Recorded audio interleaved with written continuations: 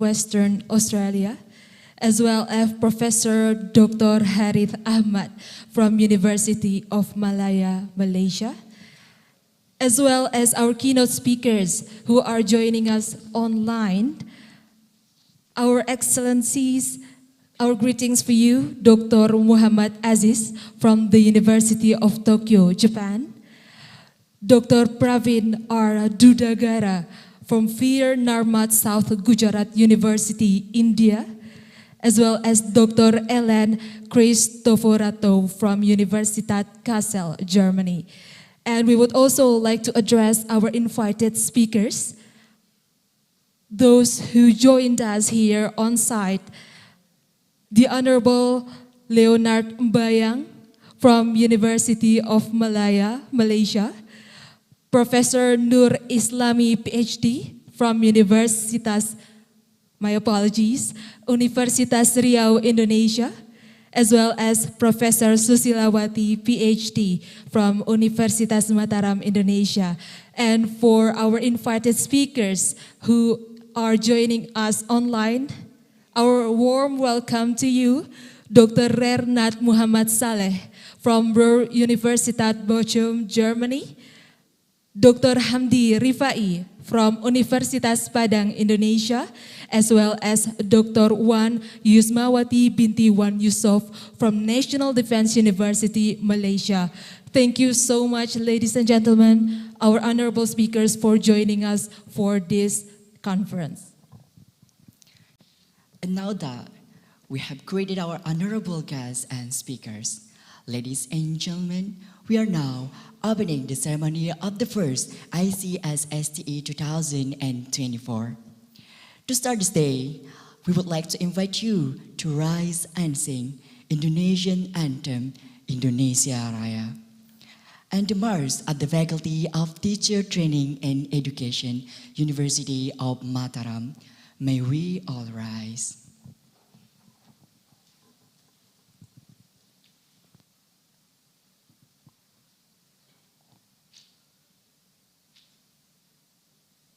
Indonesia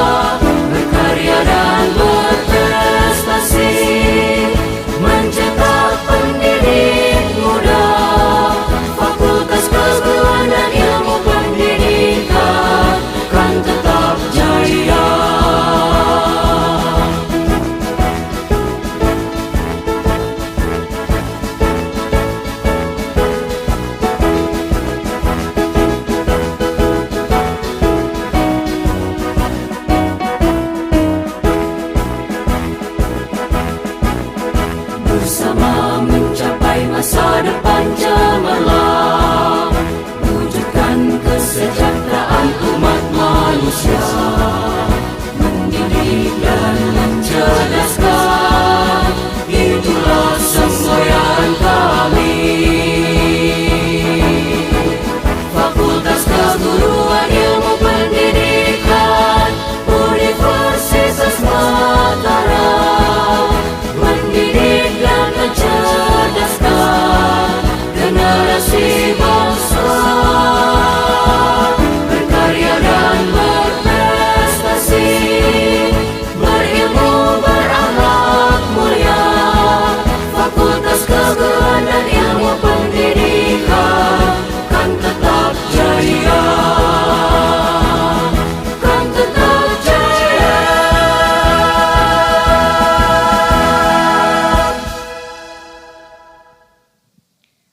Thank you, and kindly be seated.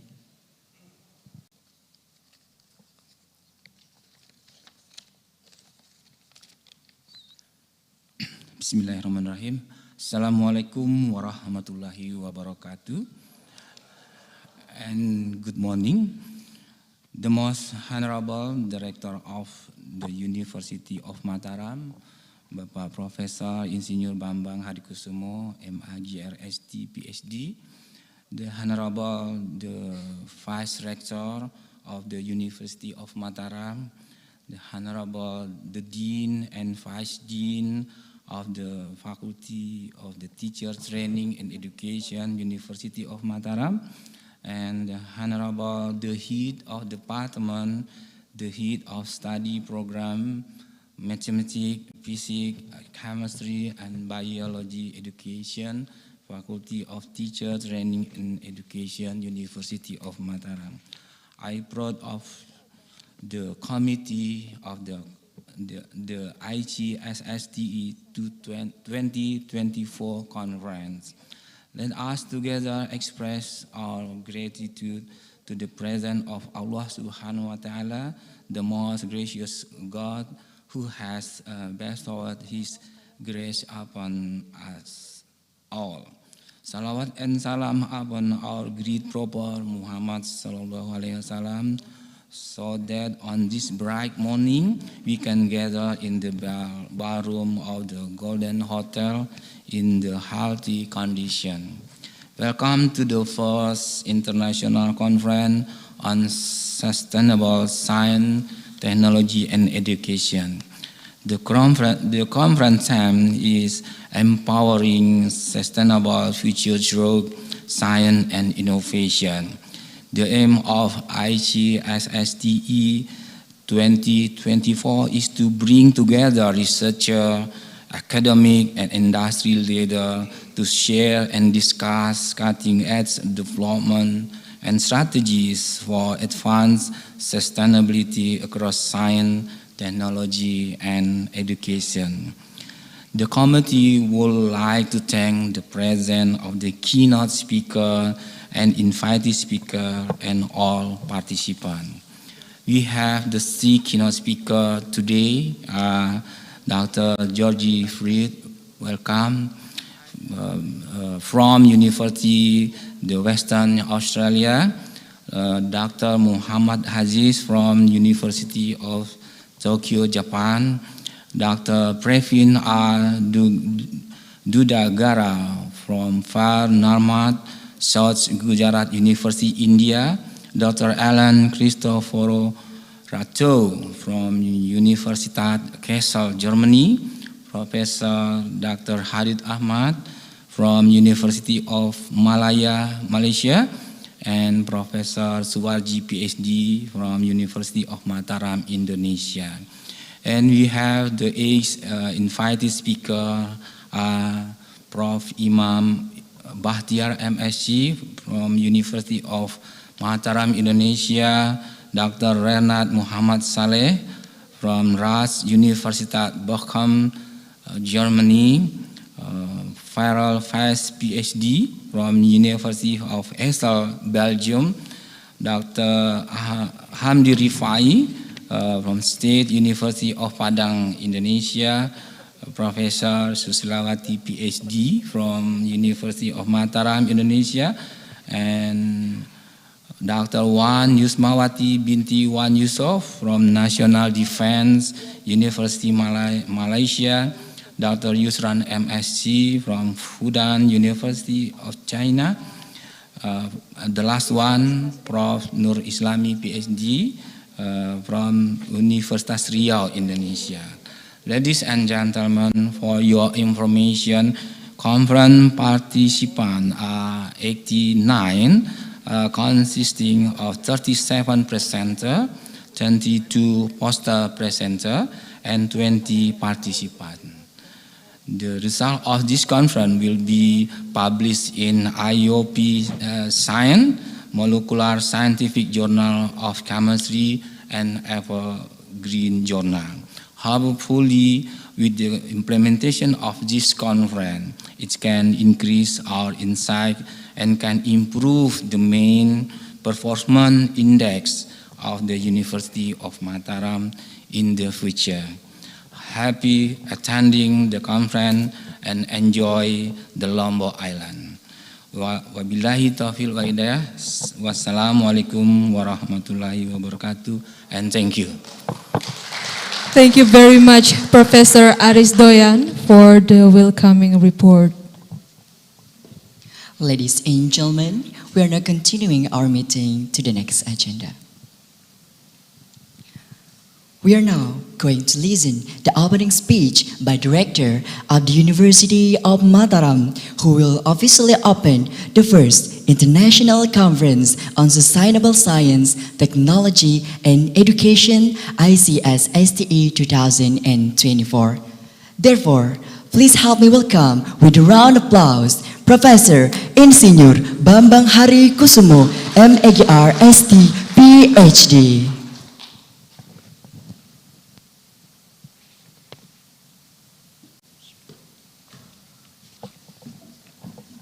Bismillahirrahmanirrahim. Assalamualaikum warahmatullahi wabarakatuh. Good morning, everyone.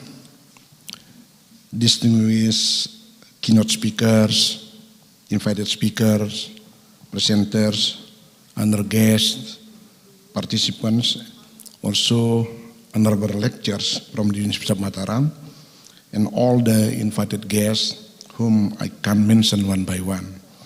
But I do appreciate your coming to our event today. Good morning and welcome to the first International Conference on Sustainable Science, Technology and Education. It is my great pleasure for me to open this momentous event hosted by the University of Mataram with the theme Empowering Sustainable Future Through Science and Innovation. Ladies and gentlemen, we are gathered here today to explore how science, technology, and education can drive the transformation toward a more sustainable world. I'm particularly honored to acknowledge the esteemed keynote speakers joining us from Australia, Japan, India, Germany, Malaysia, and Indonesia. Their diverse perspectives will bring rich insight into our discussion. Likewise, I extend my warmest welcome to our invited speakers from Malaysia, Indonesia, Belgium, as well as 37 presenters from Indonesia, Vietnam, Malaysia, who will share their innovative research. Actually, this conference aims to foster collaboration between researchers, academics, industry leaders, bridging the gaps between science, technology, and education to advance sustainable in every field. We hope this conference will serve as a platform for our knowledge exchange and inspire our new approach to solving global challenge through sustainable innovation. Actually, our primary goals of the University of Mataram in organizing this international conference is to strengthen international collaboration. As growing university, of course, we want to have many more collaboration with institutions, with university overseas, like from Australia, Japan, India, Malaysia, so wherever. By bringing together experts and scholars from different countries, we aim to establish partnership that will drive innovation and research on a global scale. This collaboration, of course, will be very essential for addressing the complex of challenge we face today for advancing knowledge across border. As I mentioned before, science, technology, innovations are borderless. No border between countries, no border between religion, no border. So means that as a human being, we have to help each other in order to improve science and innovation for human being. Moreover, through this conference, we seek to improve our indicator kerja utama, what we call it ICU, because this indicator used by the minister in order to assess whether a university is good or best, excellent or best. So means that, so we have to seek more collaboration, more research, more innovation in order to improve the quality of our institution and also the quality of our teaching, research, and of course, as you know that this island is very beautiful. So who will come? So because you are now in Lombok Island, very beautiful islands. What we call it, a piece of heaven in the world. A piece of heaven in the world. So I lived in New Zealand for 6.5 years. But when I compare New Zealand and Lombok Island, so quite similar. It's very beautiful. So we are glad, we are very happy that we stay here, we live here in this country, in this island, and hope that after you do the conference, please spend time to enjoy this beautiful island. In the past, people said that if you don't go to Senggigi, if you don't go to the three Gilis, Gili Trawan, Gili Menu, and Gili Air, means that you haven't been to Lombok. But now, if you haven't been to the South Island, to the Circuit Mandalika, to the South Beach of Lombok, very beautiful Lombok, means that you haven't been to Lombok and to Indonesia. Please enjoy the conference. Hope this conference will be successful, and also please enjoy your stay here in this island. By saying Bismillahirrahmanirrahim, I offer Sir, because in addition to the opening by saying Basmala, we would also like to open this international conference with the sounding of the gong.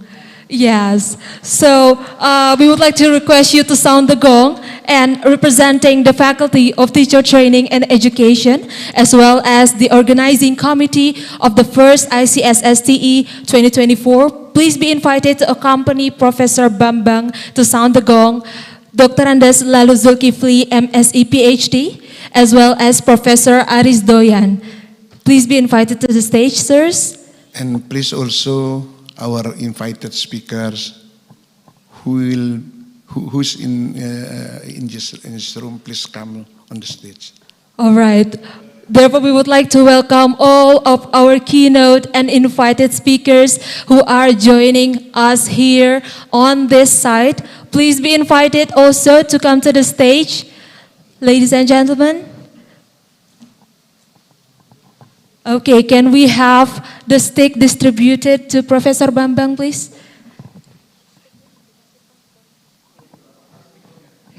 All right, let's sound it 3 times, Professor. Okay.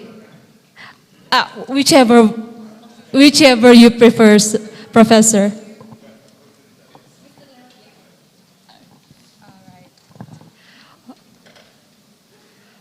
All right, are we ready, Professor? Yes, 3 times. Okay.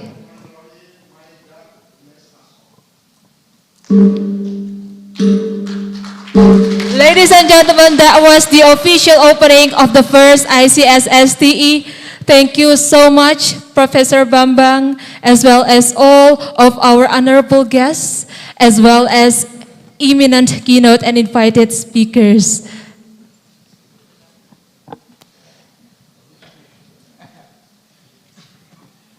Thank you so much. You may now be reseated. Thank you. Thank you very much, ladies and gentlemen.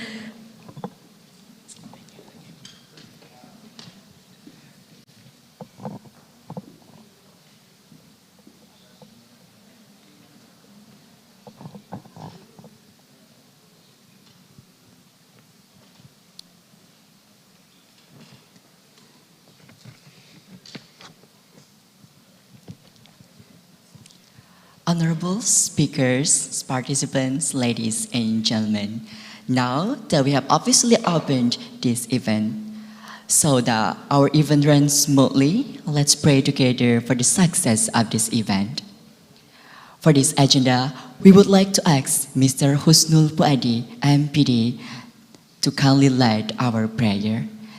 To Mr. Husnul Puadi, MPD, the floor is yours. لله الذي بنعمته تتم الصالحات مجيب الدعوات رفيع الدرجات الحمد لله حمدا يوافي نعمه ويكافئ مزيده يا ربنا لك الحمد كما ينبغي لجلال وجهك الكريم وعظيم سلطانك اللهم صل وسلم وبارك على سيدنا محمد وعلى آل سيدنا محمد اللهم صل وسلم وبارك على سيدنا محمد الفاتح لما أغلق والخاتم لما سبق والناصر الحق بالحق الهادي إلى صراطك المستقيم وعلى آله حق قدره ومقداره العظيم اللهم اجعل جمعنا هذا جمعا مباركا مرحوما وتفرقنا تفرقا مباركا حسنا معصوما اللهم ارزقنا علما نافعا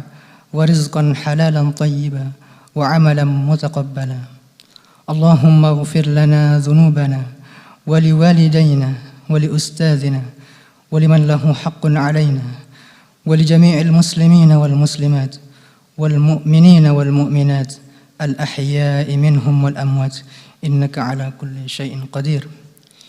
Ya Allah, thank you so much for this beautiful day. Because of your blessing, we can gather in this place with full of joy. Ya Allah, the most gracious and the most merciful, thank you for all blessing you have given us. Today we gather at international conference, asking you to make our event easier and smoother. Give us knowledge that is useful for ourselves and our beloved institution, University of Mataram. Ya Allah, the most forgiving God, forgive our sins, the sin of our parents, the sin of our teachers, and the sin of our leaders. Grant forgiveness to them and place them in a noble place by your side. Ya Allah, now we are going to start our activities.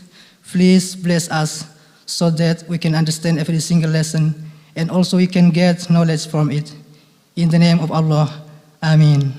ربنا تقبل منا إنك أنت السميع العليم وتب علينا إنك أنت التواب الرحيم ربنا آتنا في الدنيا حسنة وفي الآخرة حسنة وقنا عذاب النار وصلى الله على نبينا محمد وعلى آله وصحبه وبارك وسلم سبحان ربك رب العزة عما يصفون وسلام على المرسلين والحمد لله رب العالمين والسلام عليكم ورحمة الله وبركاته.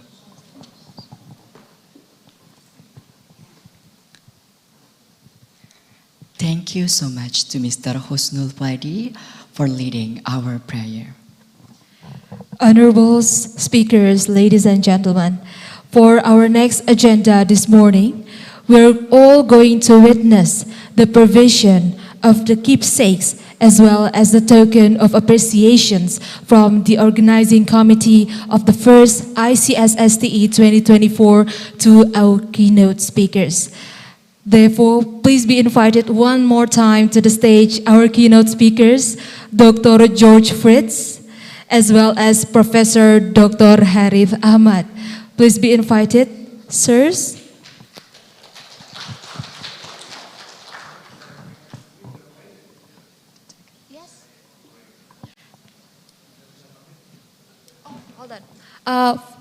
One more time, Professor, we would like to request you to hand over the token of appreciation first. Is that okay? All right. And Professor Harith Ahmad, please be invited to come to the stage. And representing the committee, we would like to request Professor Bambang Harikusumo as well as Dr. Andes Lalu Zulkifli, PhD, to hand over the token of appreciation and the keepsake.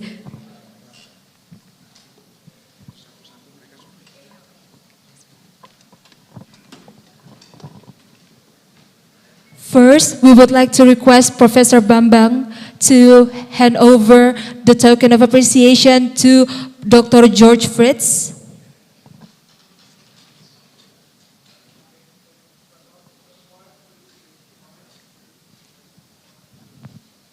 And now for the keepsakes.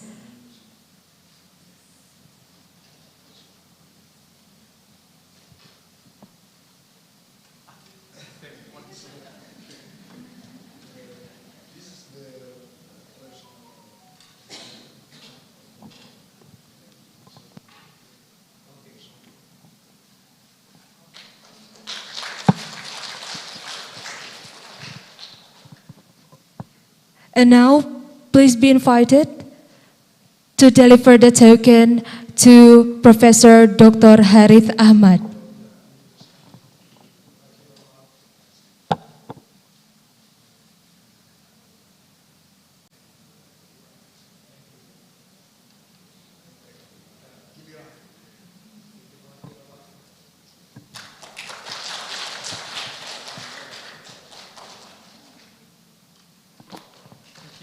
All right. Can we have a photograph of Professor Bambang, Dr. Zulkifli, as well as our keynote speakers?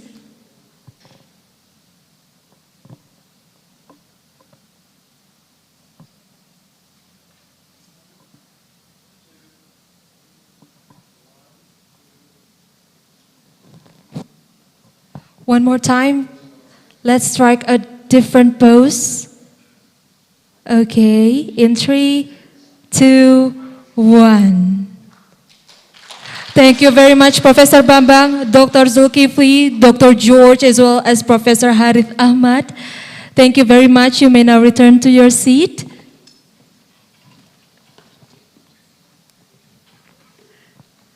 And now for our next agenda, we would like to invite our invited speakers to come forward to the stage. Therefore, please be invited Mr. Leonard Mbayang, Professor Nur Islami, PhD, as well as Professor Susilawati, PhD, to come to the stage. And representing the committee of the first ICSSTE, please be invited to hand over the keepsake, Professor Aris Doyan.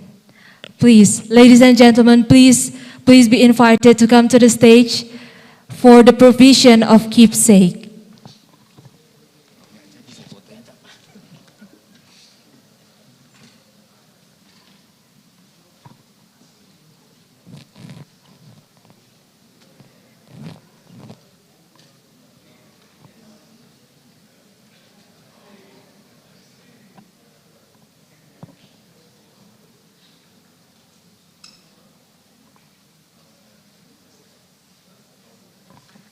All right, ladies and gentlemen, this is the provision of the keepsakes for Mr. Leonard Mbayang. Next,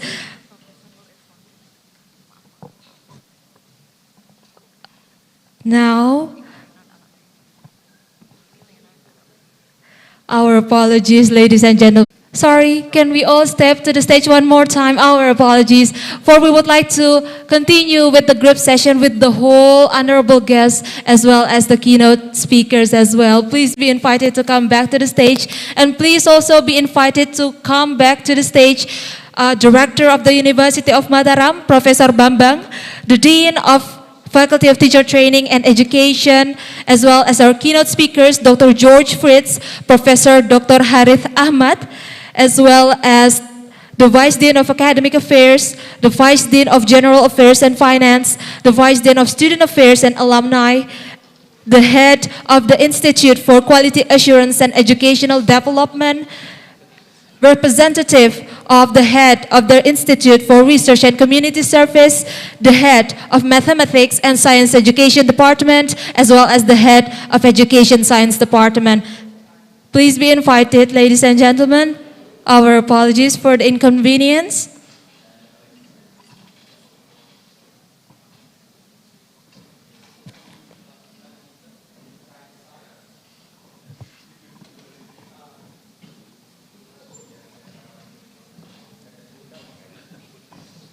Our apologies, and also the head of the Language Education Department.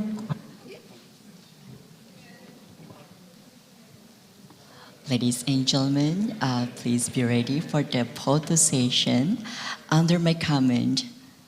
And 3, 2, 1. One more time. 3, 2, 1. And perhaps with a wider smile and other different poses.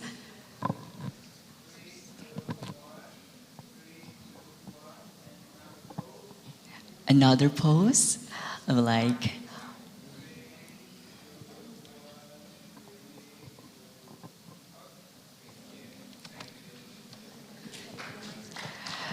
Thank you so much, ladies and gentlemen. You might back to your seat.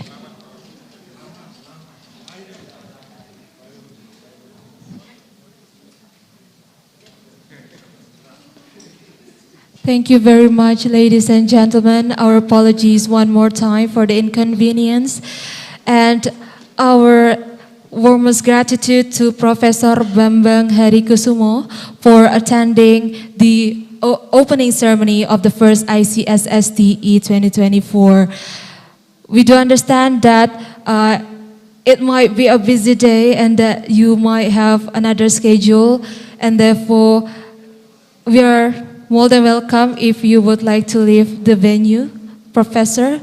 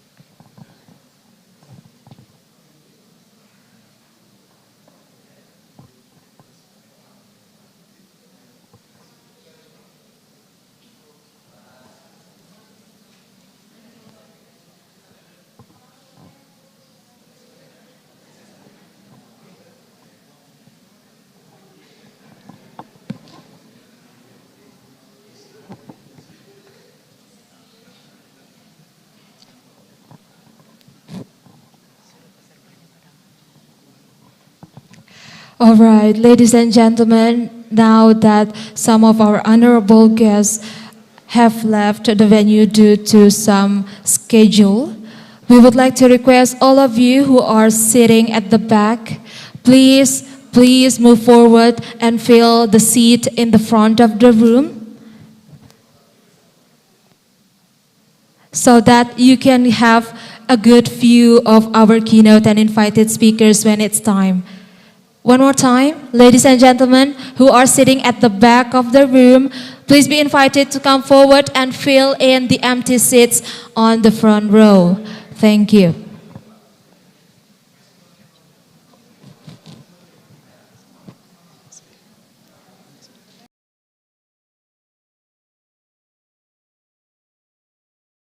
Yes, honorable speakers and participants, now we have finally gone through all of our opening ceremonies agendas, and we are now commencing to our main program.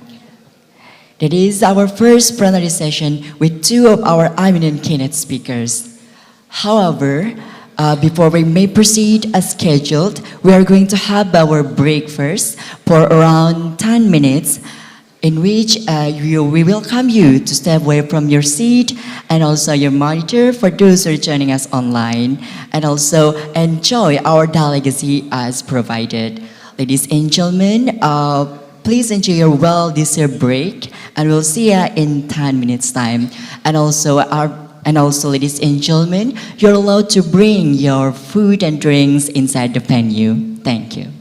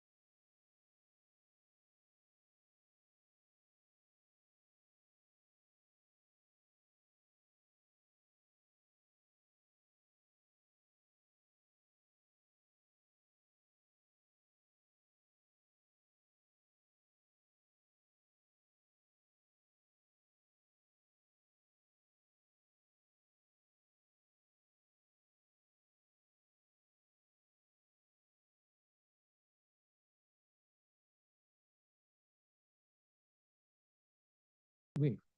Because light you cannot guide in air. It will go straight line. It's impossible for you to guide the light. But you must trap, tangkap je, simpan. We simpan in optical fiber. How do we do this? We make two glass material. One is a core, one is a cladding. Cladding ni, the word English word called cladding, laut yang kat luar tu. English word cladding, clad, is clad they call. Is the external. So we have glass, sama je glass, tidak ada beza. Core, index dia tinggi 1.46. Cladding, gelas juga sama bahan tapi indeks 1.45. Perbezaan 0.01. That's all. The difference is so small, marginal. But because the index is the difference is so little, and that's enough to trap the light. So this is how light travel in the core and will not escape from the core because the cladding helps to bendungkan je, helps to hold the light in the core. So this idea of optical fiber is so important that we have doctors now, he left endoscopy. You nak check perut you, nak check otak you, optical fiber. How are you going to check your internal thing? Optical fiber. Thanks to this guy. Endoscopy. All right. You go to hospital now, I don't know about Lombok, but modern hospital will use laser to cut your tissue. No more scalpel. They don't use knife because it causes excessive bleeding. And you can die from excessive bleeding. So using laser, it cuts, it fuses at the same time. So you have a smooth cutting. So laser, optic are changing our life, our medical, our healthcare, everything, education, semua. So optic has drive innovation tremendously. Okay, driverless vehicle. Those are just using LiDAR. All optical system that drive everything. All right, it changed how we're going to live dalam 10 tahun akan datang. It changed all through light actually. All right, lampu ni kan, tak ada lampu kita dalam gelap. These are all photonic display. It's all light. Everything around you is light. Look around. So optical fiber is nothing complicated. It's just a core. I have my pointer here. I have the core. This is a core. It's about 8 to 10 micron. That's all. The size is very small. Smaller the thickness, the diameter is 1/10 of your hair diameter. It's so fine. Normally you cannot see. We only have to use contrast microscope to visualize the core and the cladding. Because they are glass, they are transparent material. All right. You have a core about this size, and then you have a cladding. Please do the correction. It's not 150, it's 125. The standard now is 125 micrometer is the diameter of the cladding. So kita ada core dalam tu, kat luar tu another glass, bentuk silinder, tapi cladding diameter 125 micrometer. All right. And then we have a polymer coating to protect the core from scratches.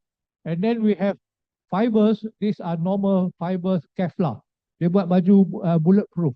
Those Kevlar are being used to protect the fiber so that it don't break easily. These are cable jacket.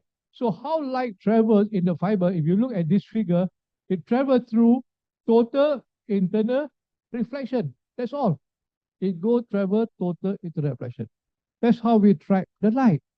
That's how we use the idea of total internal reflection to give you internet services that we all enjoyed this morning through Golden Palace Wi-Fi. Okay, of course, your near LASMA, the nearest distance are radio frequency, but radio frequency has a limitation. The bandwidth is narrow. Distance are short, but bandwidth to have greater bandwidth, distance are short. But normally fiber will carry all the information. When you click google.com, .com is a server dekat San Francisco that store all the information. Di mana nak beli kasut dekat Lombok. Interestingly, it's stored in US, West Coast, San Francisco, store the information kasut nak beli kat mana dekat Lombok ni. You communicate through submarine cable. across the Atlantic, all right? Across the Pacific. You cross the Pacific, go to the West Coast. So these are communication, these are total internal reflection. So these are typically the angle of incident that cause total internal reflection. I will not go into greater depth on this matter because what I'm going to do this morning to motivate innovation, because this morning session is all about innovation. All right. So fiber break grating is the next technology. We have fiber. Next one, how do I use the fiber to become a reflector? How I use the fiber to become optical sensor? This idea come from optical fiber, glass only. All right. Now the next part will be optical fiber bright or grating. Sorry, the wrong button.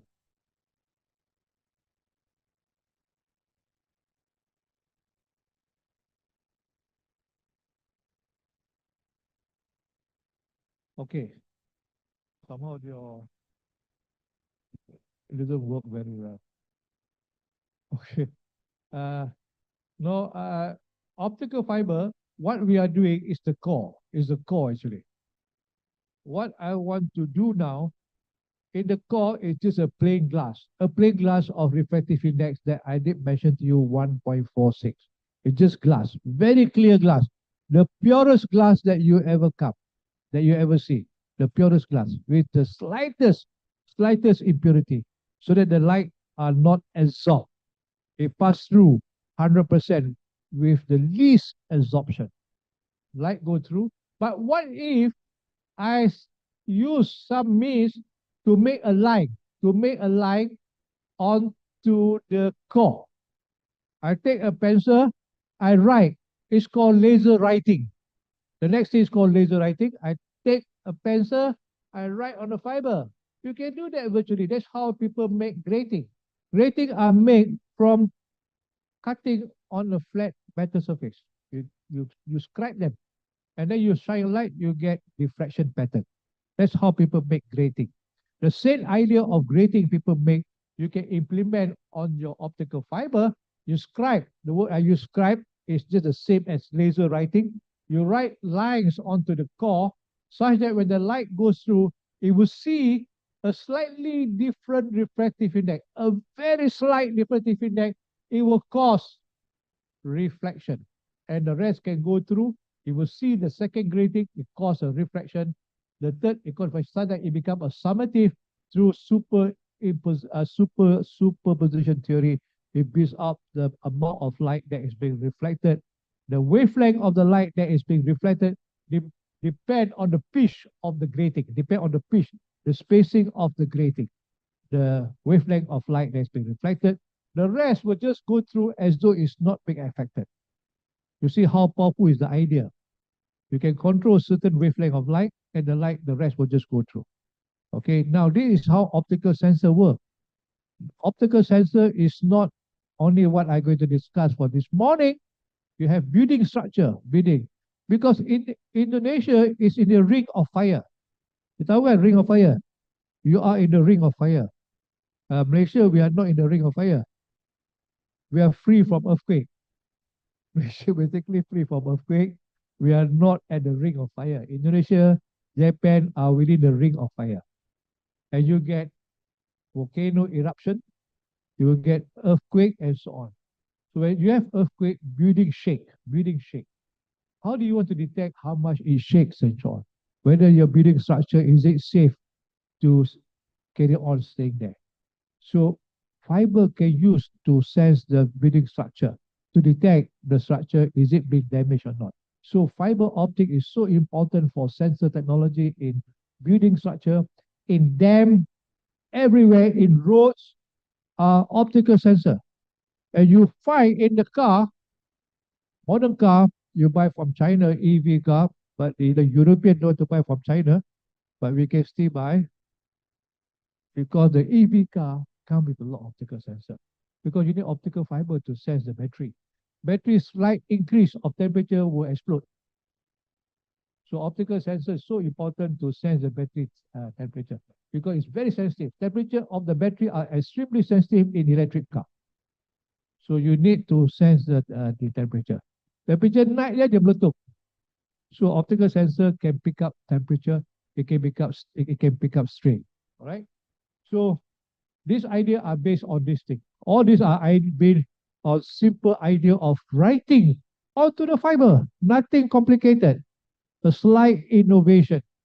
So a specially fabricated optical fiber has a small section in optical fiber that reflects specific wavelength of light created by exposing the fiber core to an intense UV light pattern, which changes the core refractive index periodically along the length of the exposed section to 2 photon absorption. Another idea, the change of the refractive index can be enforced through 2 photon absorption. All right, it comes back to the electronic state of any material, 2 photon absorption. So you can make either using interferometric. You can use interferometric. It's also physics interference pattern. Interferometric, you can make fiber bright grating. Or for us, we use a face mask. We have all the facilities to make this. Like I was telling to you, we are extremely well-equipped laboratory within this region. Extremely well-equipped. So we make our own FBG. We have multiple excimer laser of different wavelength. And we have many face masks. These are called the face mask. It's just a pattern. What we do, the same idea of photography. Macam kita ambil gambar, sama idea, photography. I take the pattern, I put somewhere here, I shine a UV light, all right? These are the principle of photolithography that they use in semicon industry. The same idea in semicon industry. That's how they make IC chip. From a pattern, from a face mask, transfer the pattern onto the into the substrate. Can be gallium nitride, can be silicon. The same idea, which you learn in school. It's called photolithography. So we transfer the pattern, transfer this pattern onto the core. The most important thing, you must focus to the core. Somewhere here we have a cylindrical lens. All right, this is how we make them. They are very robust. So eventually you will look like this. So we write grating in the core. We write grating in the core. Not on the cladding. No, you don't write on the cladding. It's useless. You must write in the core because the light travel in the core. So you write in the core, right? So this is how we do. We do it in the lab. We have been doing it for the last 15 years.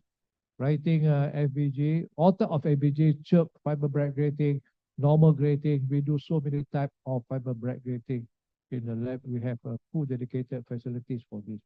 But right now we have migrated to a femtosecond laser writing system. It gives you a better control on writing on the grating because our interest now is moving towards writing, mainly for medical sciences. All right.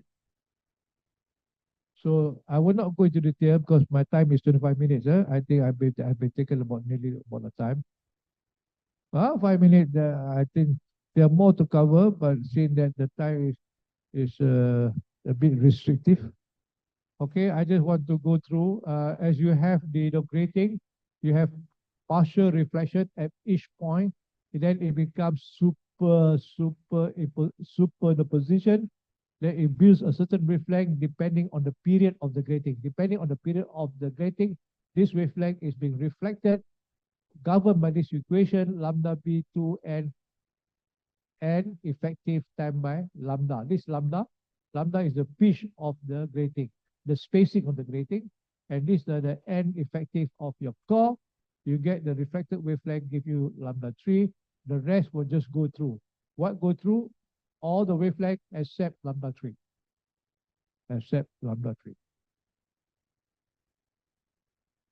So this motion picture I made for you, but since the time does not permit me, I will skip this. You can see how the light are being reflected in the real time. Okay, this okay. Now this is a very important figure. Normal, unstrained. I do not create any pressure on the grating. FBG can detect two important parameters: pressure and temperature. Dual pressure and temperature. It can detect two parameters. For me to tell what is my pressure being applied onto a FBG, I can relate an equation, shift of wavelength to the pressure applied to the FBG or the temperature applied to the FBG. Temperature on EV batteries. Batteries are important. You heard exploded so many times. Sometimes it's not being told, but there is a big. We have a not doesn't belong to Malaysian company. We have another British company in Penang. We make batteries for EV vehicles. So it's very important to monitor the temperature of the battery. Extremely important. All right. So I will not go through since time does not permit me. And this is another picture, interesting picture. And these are the important equation. I will just go through quickly. And then we develop a sensor for landslide based on FVG based tilt sensor. It can be tilt sensor, it can be inclinometer, it can be so many types of sensor that you can develop by simple idea FVG, fiber brake grating. Yeah. You can make many sensors, endless. All right, these are inclinometer, tilt sensor, many things you can make. All right, I'll go to the next one. This is how we make the product. These are being used in the country. Tilt sensor to measure the tilting of the retaining wall. When you make slope, you have a wall holding the slope. Those are called retaining wall. So we put our tilt sensor to measure the tilt of the wall. If there's a tilt, mean the land, it can cause you landslide. So these are called tilt sensor. We make them and we install them in our slope. Camera Highland always have landslide because we have heavy rainfall. Similarly, in Indonesia, our soil are soft soil, so that you always have frequent landslide. This is how we install in the slope here. These are our staff and also our public work department engineer. We work closely with one company called Pintas Utama. And we have installed the sensor to houses to check the crack of the house and so on. Okay, so this is how we make them. This is how we make a comparison of our product with other product in the market, comparable or can be better. And these are strain sensor. And this is what we put in the ground. These are earth and pore pressure sensor. The next product that we are making is very important for water coming out from the ground. Okay. We make a real system, remote monitoring system, real, no maintenance. We use solar cell that power the whole system. You can leave them for months, but you can monitor remotely through internet. You can Lombok, you can leave the system. You can Gili, quite far away. You can monitor the landslide at Gili remotely, actually through Wi-Fi. So this has been done, has been demonstrated. This is how it looks like, the actual product. Okay. This is how we make them. We have sold them to, we are doing this for the University of Malaya. We have so many slope. We are installing them. All right. And this is how the industrial PC is on. So this is the actual data you get on your client PC or on your mobile phone. This is what you see on your mobile phone. We have IPs. We have IEEE sensors on all the paper. You can check the detail of the design in IEEE sensor, mostly IEEE sensor. All right. Okay, award and so on. So we have so many. Thank you for your time. See the time does not permit me. Thank you so much for giving me the opportunity. I will take this opportunity again to thank a great friend of mine. What they say, God sent. Professor Aris. They illuminate my life for coming to Lombok. Thank you, Professor Aris.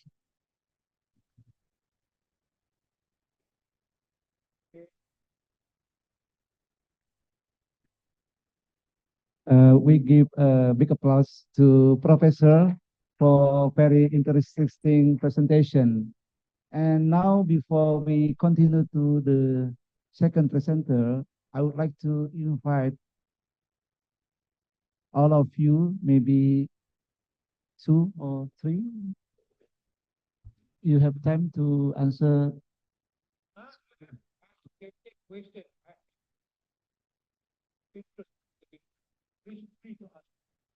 Okay, I invite you.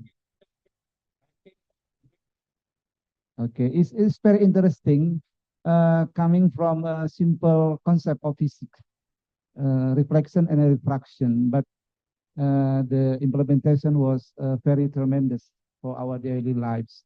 So maybe 3 of you want to give us some questions, maybe.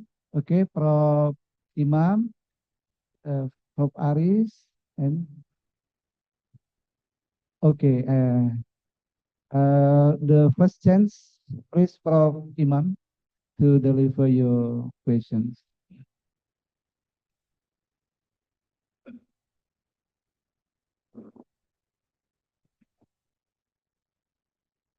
Thank you very much for the allow me to ask some questions. Yeah. It was a very impressive presentation, Prof. And I would like to know how long it takes from your research become to be patented, become patent, and from patent to industrial, to the manufacturer. How long it takes? I mean, how many years? That's the first question. And the second question is, what is the role of the Malaysian government to assist you as a researcher to become like what you call it, entrepreneur or technology entrepreneur, something like that. Thank you. Okay, terima kasih soalannya. Saya nak jawab. Please, please, yeah. Terima kasih Bapak. Okay, a very good question. The idea was conceived because we are doing FBG for quite some time for structure. Idea we have, we can do it, but to market to the government is like talking to a wall. Now, I want to share with you, our government are very similar to your government. These are Nusantara punya problem. Nusantara punya problem.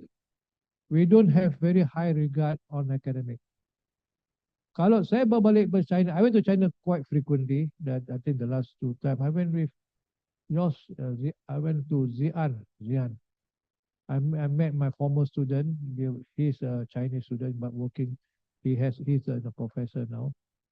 I went to the department. The head of physics department, Chinese Academy of Science, very powerful Chinese Academy of Science, is the major designer of their commercial airline C919, I know. It's physics yang buat tu. You understand?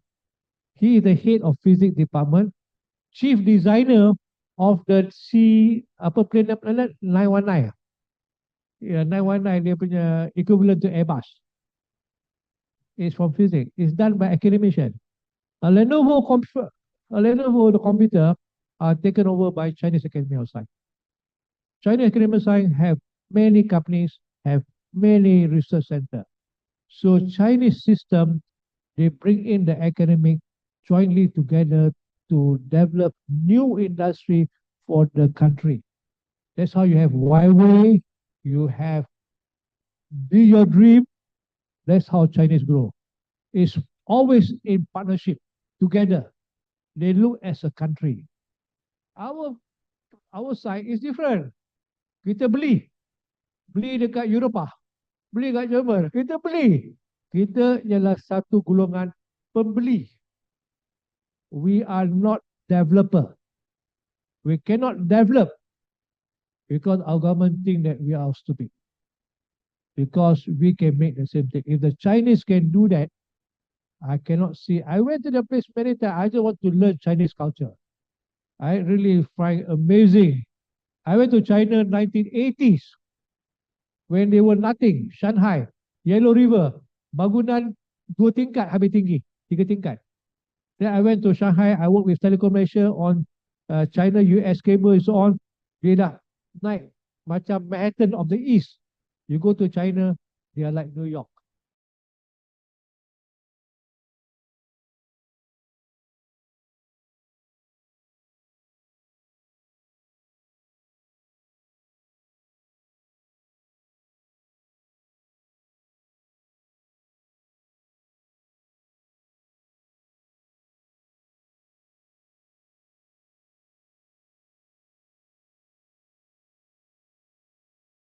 Recording in progress. Bangsa kita macam ni. So kita tidak akan progress selama-lamanya. We become a community of consumer forever and ever. But we have been trying. The main thing I've been talking to the public works to penetrate the public work to push to the government. Eventually, they will install to the whole country on the slope. They can do it, but it's a lot of lobbying and influencing that you need to do because our people look at us differently actually. Okay, then that's all your question, huh? Okay, the next question. Okay, huh? For this idea to be conceived actually about 2 years only, and we filed patent 2 years. It's a very productive. We spent 2 years. We produce about I think 14 publication were assigned, or mostly a Q1. It's not difficult. I want to tell to the young mind here, you stay focused, stay extremely focused, work on simple idea, don't work on complicated idea. Simple idea, stay focused, have the drive, ambition, you'll be extremely successful. Extremely successful. Because the brain that God has given to you is no different the brain that God has given to the American or to the European. No different. Why should God differentiate the quality of the brain? I cannot see any reason. So you can do it if you believe in yourself. You have to believe in yourself strongly and have the fire in your heart. Simple idea, you can be extremely successful. Okay, that answer the question. Okay, thank you very much. We give applause, yeah. Maybe we have very limiting time. I'm apologize not to deliver. Okay, one chance for you, Prof. Aris. Bapak Haris.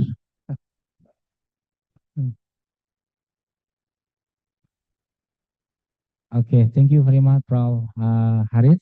I'm exactly interested with your research about optical fiber, but this is just a question. If there are students from Mataram University will join with your research for take master or PhD, you can and what do you call it, achieve my student. What of it? But I will tell you this answer lah. We are neighbors. Malaysia cannot live without Indonesia because Indonesia is a big country. 300 million people. They are the next superpower in 10 years' time with Brazil, India nowadays.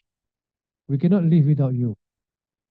Of course, we will not offend the future master. Yes. So we open our lab to you, free of charge. Oh, You want to have a big okay. We are not going to charge you anything. Yes. Because the policy embarked by Malaysia and Indonesia berbeza sikit. Yeah. Because Malaysia do not spend a lot of money on defense. Because we can never win the war. We accept our witnesses. So we spend, Malaysia's GDP spend a lot on education and medical.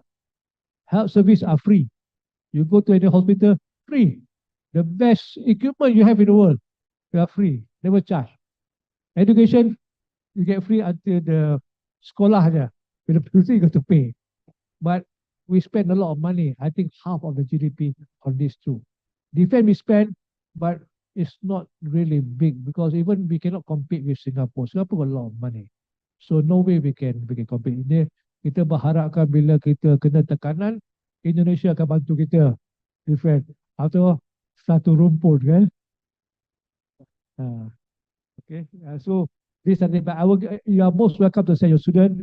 I won't charge. Kita won't charge. We give you free users because I don't buy from my own money. It's government of Malaysia. It's not my money. I don't spend a single cent. I bought from grant, government funding, and so on. You're free to use as long as I can help Indonesia. Why not? I cannot see the reason why can't I support you. Okay, thank you, Prof. Thank you very much, Prof. I will give applause again to Prof. Haris. Thank you, Prof. Haris Ahmad. The one question that girl. Yeah. Okay. But okay.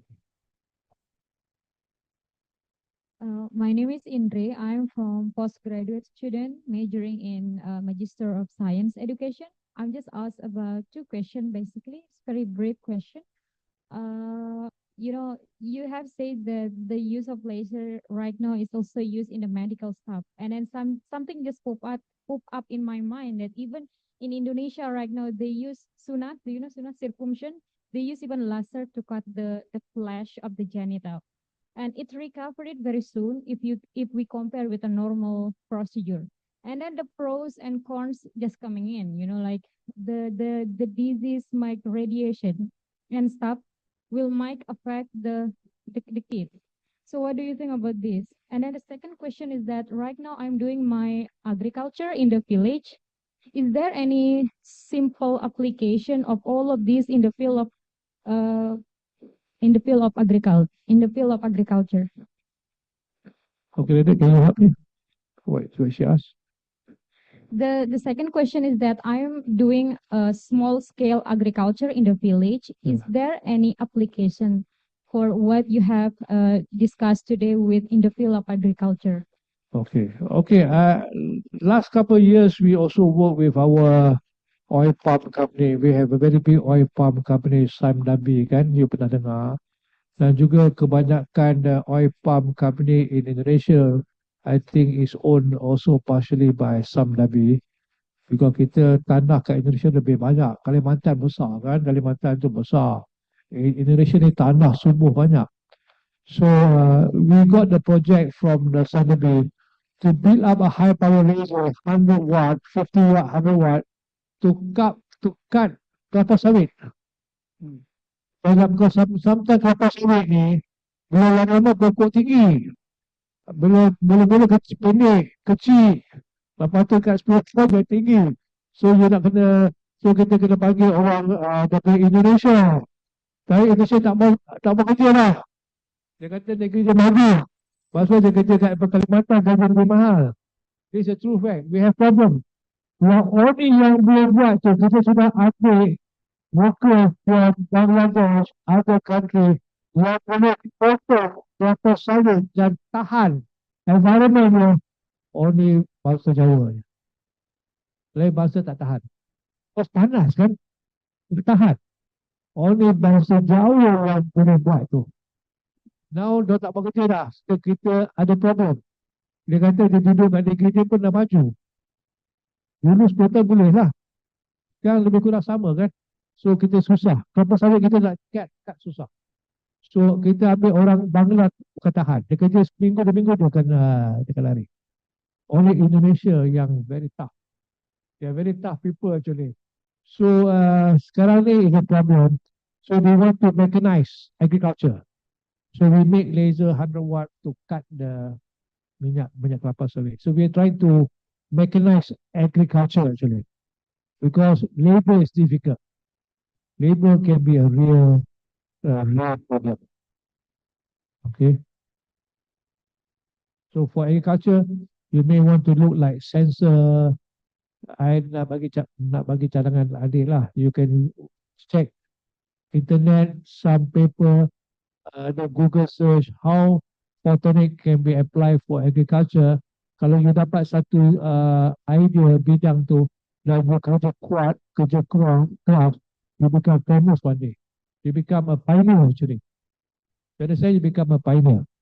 So you believe, yang saya kata dulu, believe in something. You must have belief. And you must have the strength to carry on with any obstacle. Obstacle tu memang ada. Tapi you must overcome the obstacle. And believe, insyaAllah lah, Tuhan akan memberikan jalan untuk adik. Thank you, Professor. We have a very limiting time and we have to change to the second presenter. Thank you very much for your nice presentation. You give applause. And we hope someday students here can learn much from you in Malaysia. Thank you very much. Nice to meet you. Yeah. Okay. Maybe you can receive it to. You can back to you. Okay.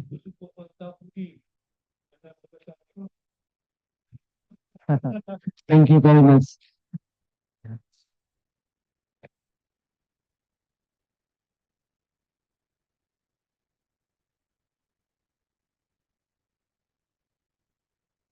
Thank you, Professor Haris Ahmad. And now is my great pleasure to introduce our second keynote speaker, Dr. Muhammad Aziz from the University of Tokyo, Japan. Hello, Dr. Aziz. Can you hear me? Hello, Pak Taufik. Thank you very much. Good morning. Good morning. I'm very happy to be your moderator this morning. You look very handsome. Okay. Okay, ladies and gentlemen, before we continue our conference, let me introduce our second keynote speaker, Dr. Muhammad Aziz from Tokyo University of Japan. Dr. Aziz is an associate professor at the Institute of Industrial Science, the University of Tokyo, where he leads the Energy and Process Integration Laboratory, holding the engineer, master engineer, and doctor engineer degrees from Kyushu University, Japan. Dr. Aziz specialized in advanced energy compression system. His research interests span wide range of cutting-edge topics, including renewable energy utilization, smart grids, electric vehicles, and hydrogen production and utilization. With over 250 peer-reviewed journal articles, 25 books and book chapters, and more than 200 conference proceedings, Dr. Aziz's academic influence is very widely recognized. His work has earned him a Scopus Edge Index of 45 and numerous accolades, including the Japan Institute of Energy Awards for encouragements and being listed as one of the world top 2% scientists by Stanford University from 2021 to 2023. Today, Dr. Aziz will discuss the digital transformation of sustainable energy system and the crucial role in place in advancing the decarbonized society. Dr. Aziz, we are eager to hear your insight. The floor is yours for next 25 minutes. Please, Dr. Aziz. Okay, thank you very much, Pak Taufik, and also a very good morning. Assalamualaikum warahmatullahi wabarakatuh. Very good morning for all of you. Selamat pagi, things. And also, it is my great pleasure to be invited today, but I would like to apologize to all of you that I cannot come to Mataram directly. So I just would like to deliver my talk online for today. So also great honor also to be invited today, especially to my guru. Is it fine? Okay. Yeah. Okay. It's very clear. Okay, so thank you also for my guru, Professor Aris Doyan, actually. So for today's talk, actually, my talk will be correlated with, as mentioned by moderator, Professor, the digital transformation in sustainable energy and industrial system to decarbonize society. And let me to just introduce slightly about our laboratory in the University of Tokyo. So we belong to Institute of Industrial Science, the home base of our laboratory, but actually also I have two different affiliations in the university, including also the mechanical engineering and also the environmental sciences. And in case that you have any interest to collaborate and or probably to visit us, actually we are welcoming to all of you. So you can access further informations to this website, epi.is.u-tokyo.ac.jp. And there are some also topics of research that we are currently conducting, including also the energy modeling, energy design, including also how actually we could use any kind of artificial intelligence, neural network for optimization for predictions. And also we are also adopting any kind of elemental technologies for hydrogen productions, utilizing any kind of chemical looping technology. And so that's why we can produce hydrogens and also separating CO2 simultaneously. And also we are also working on the hydrogen storage. We are developing any kind of new structures for this one and call it as the triply periodic minimal surfaces and for any kind of efficient hydrogen storage. And then we also adopt any kind of what we call as the advanced combustion modelings. And in this case, also, we are not only doing any kind of simulations, but also we are doing any kind of digital twin technology over years. And also we are also working for the decarbonization in industrial systems, including also especially for the steel makings, because it is very energy intensive. And also we are developing for the energy storage and also another battery systems technology.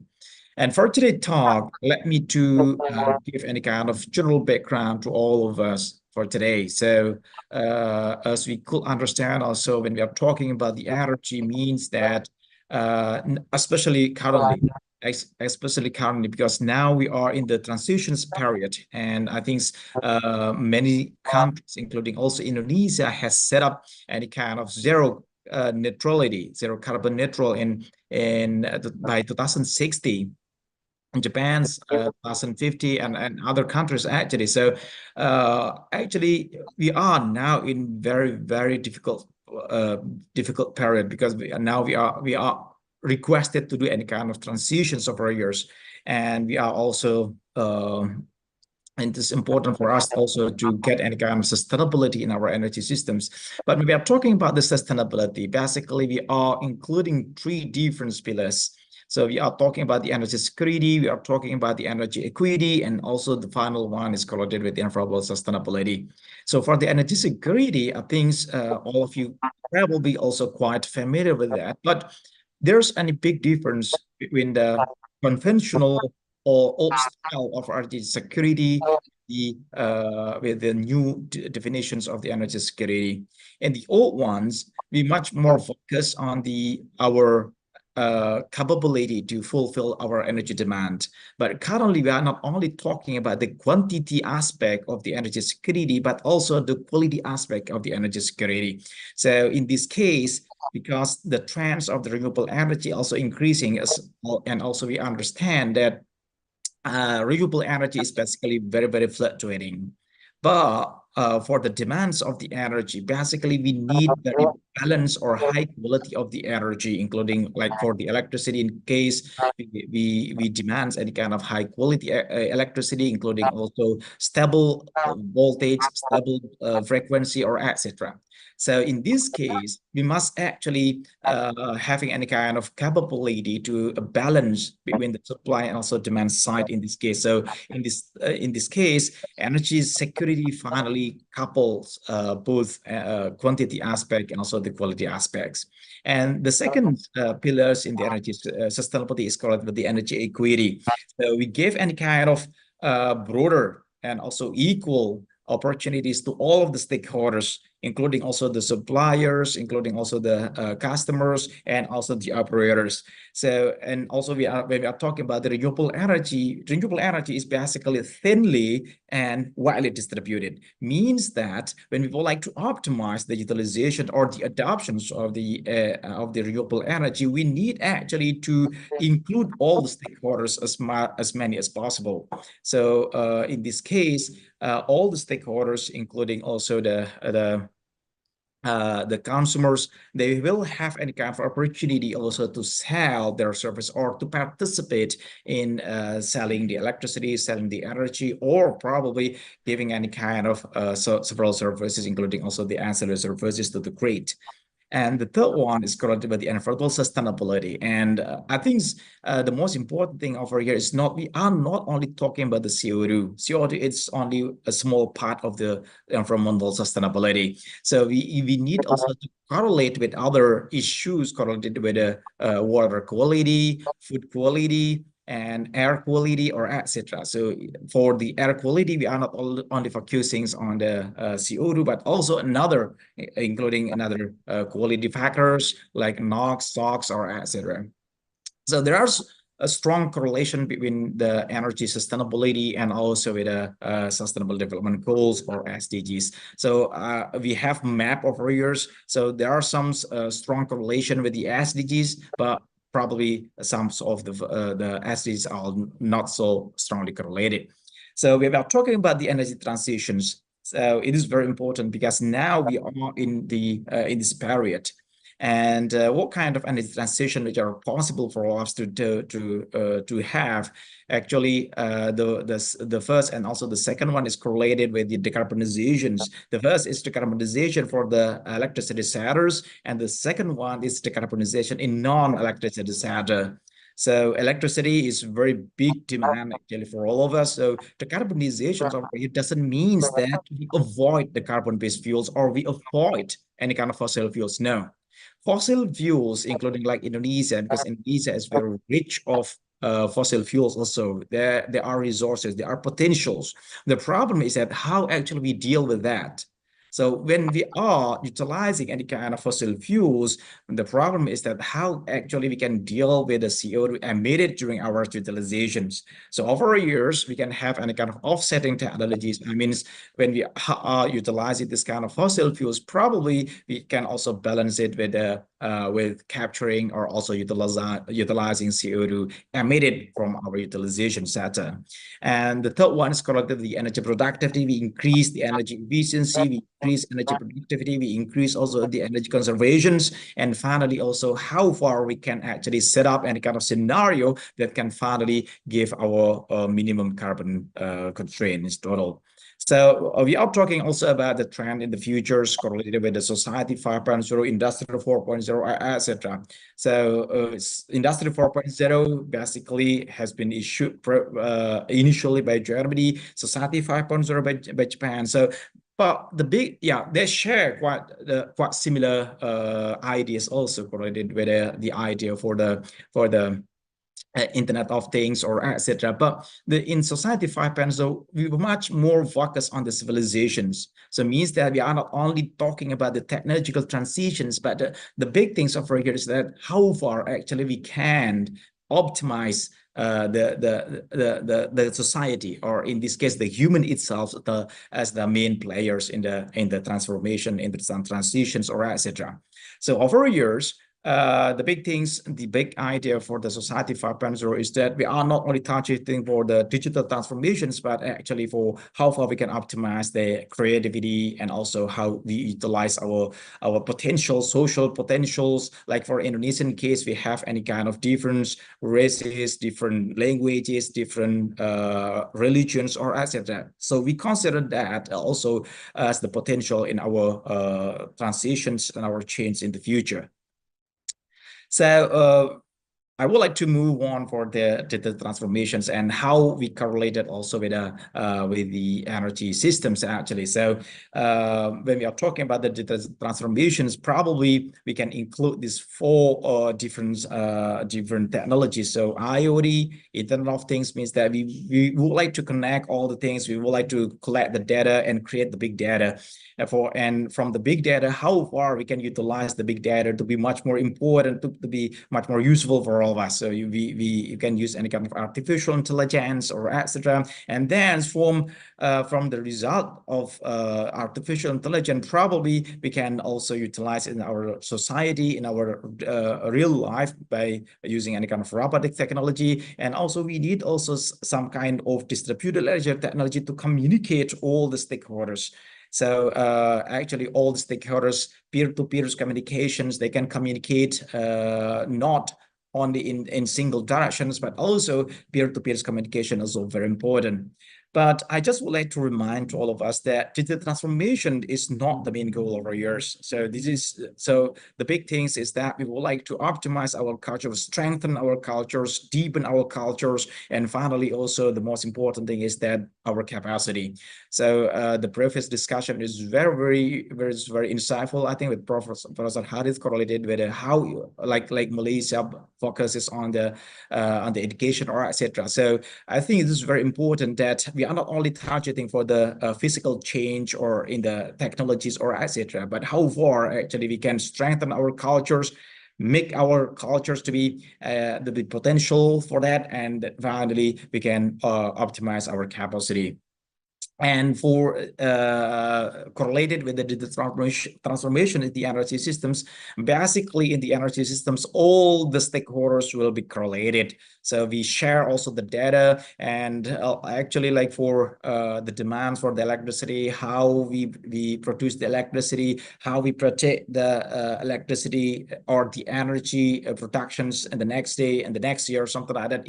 Everything can be protected, and we share the data. And finally, also there will be any kind of like simultaneous or any kind of real-time pricing in the futures correlated with electricity, with energy or etc.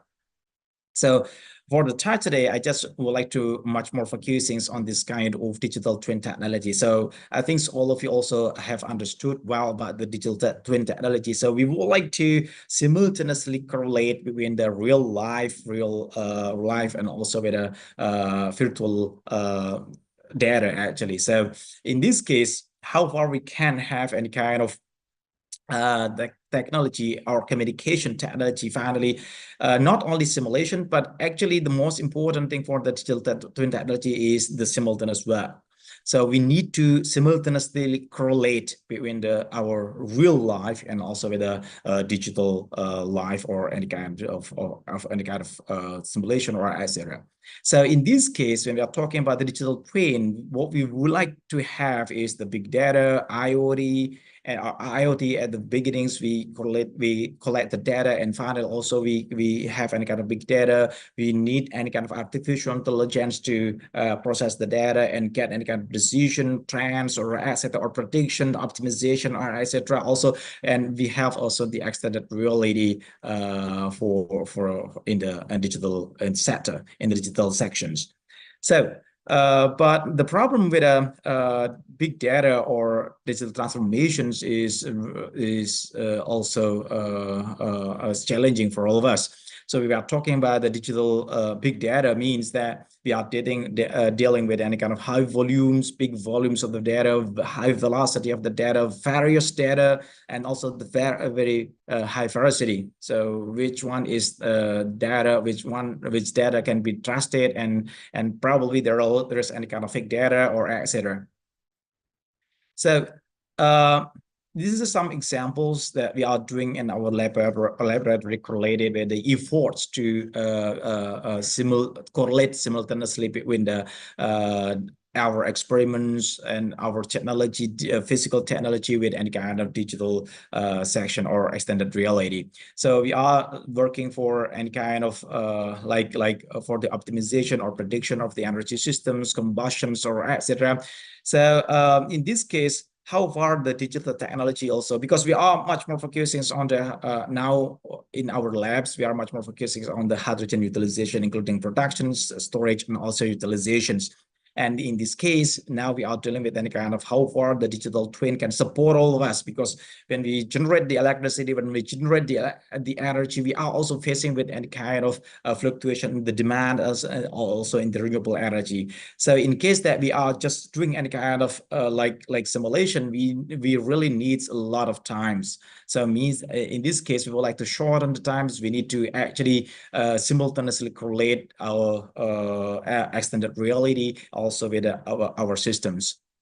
And also what we can have with the digital technology is that monitoring and control, advanced analysis, certifications, or etc.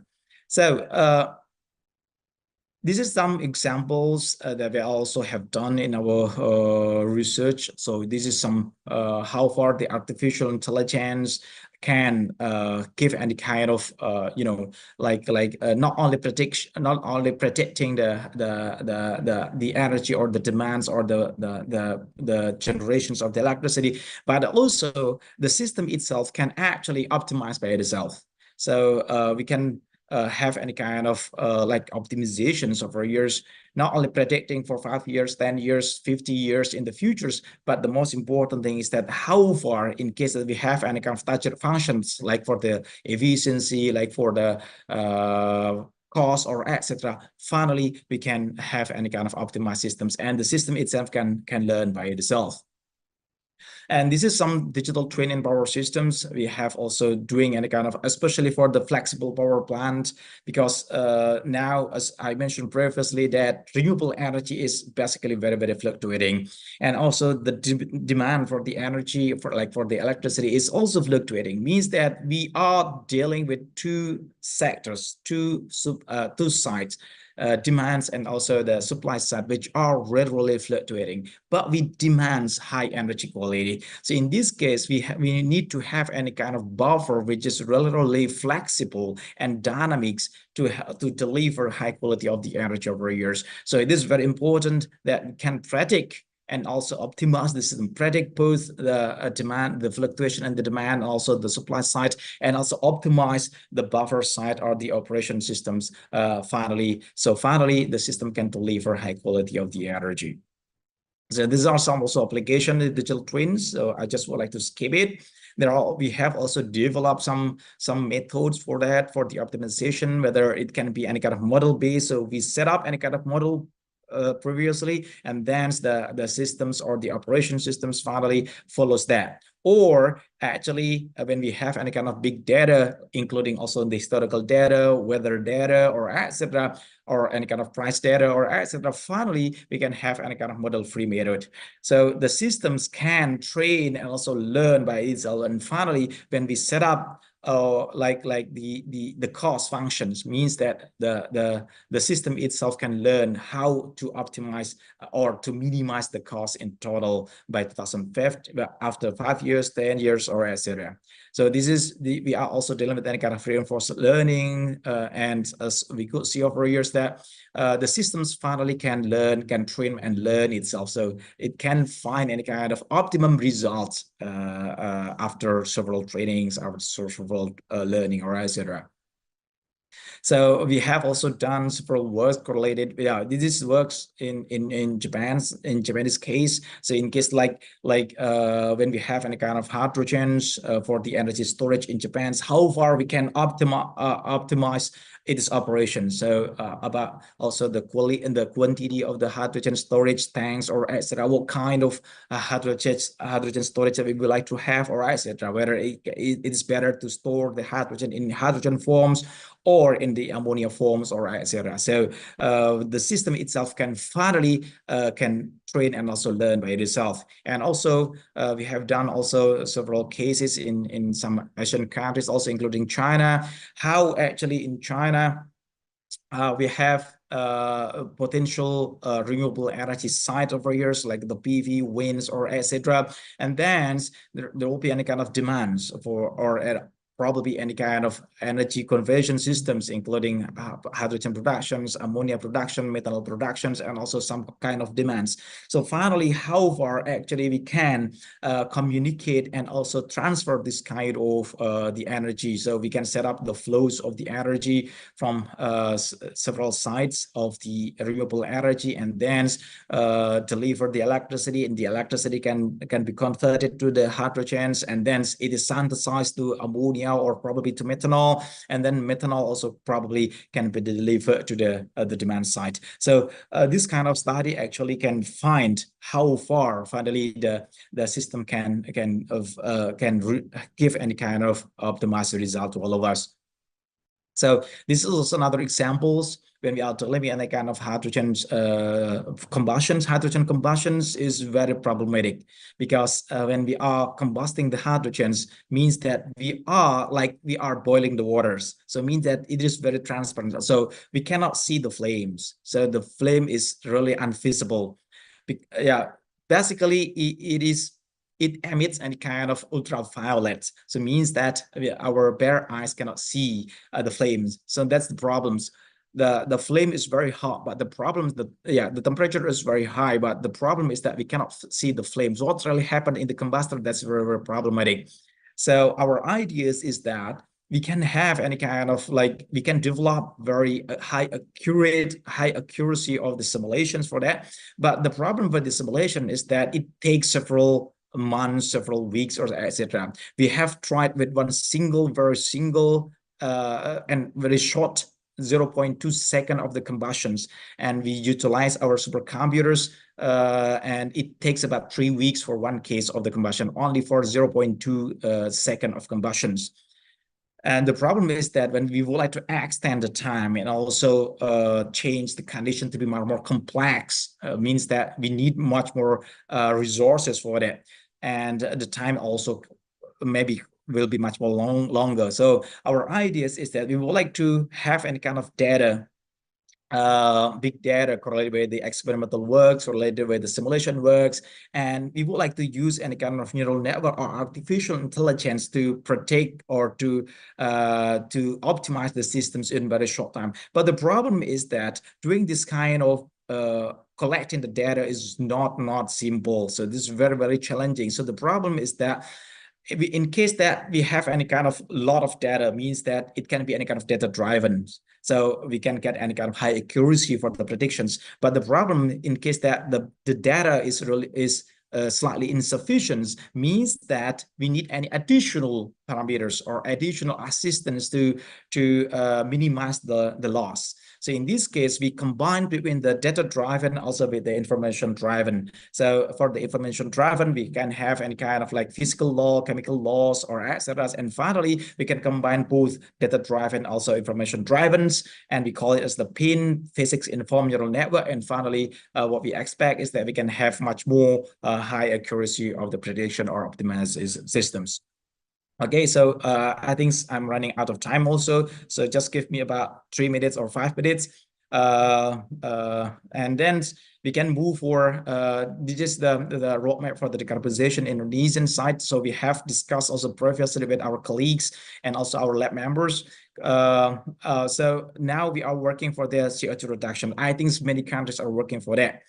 But in the futures, when we are talking, the problems now with the carbon captures is that carbon captures is very expensive. Now, in case that we start from the exhaust gas, which has concentrations of about 12% CO2, the cost for separation is about $30 to $40. It is utilizing any kind of amine-based separation technology. But in case that we use any kind of DAC or direct air capture, the cost is still about $200 to $250 per ton CO2. So that's where it will be very expensive.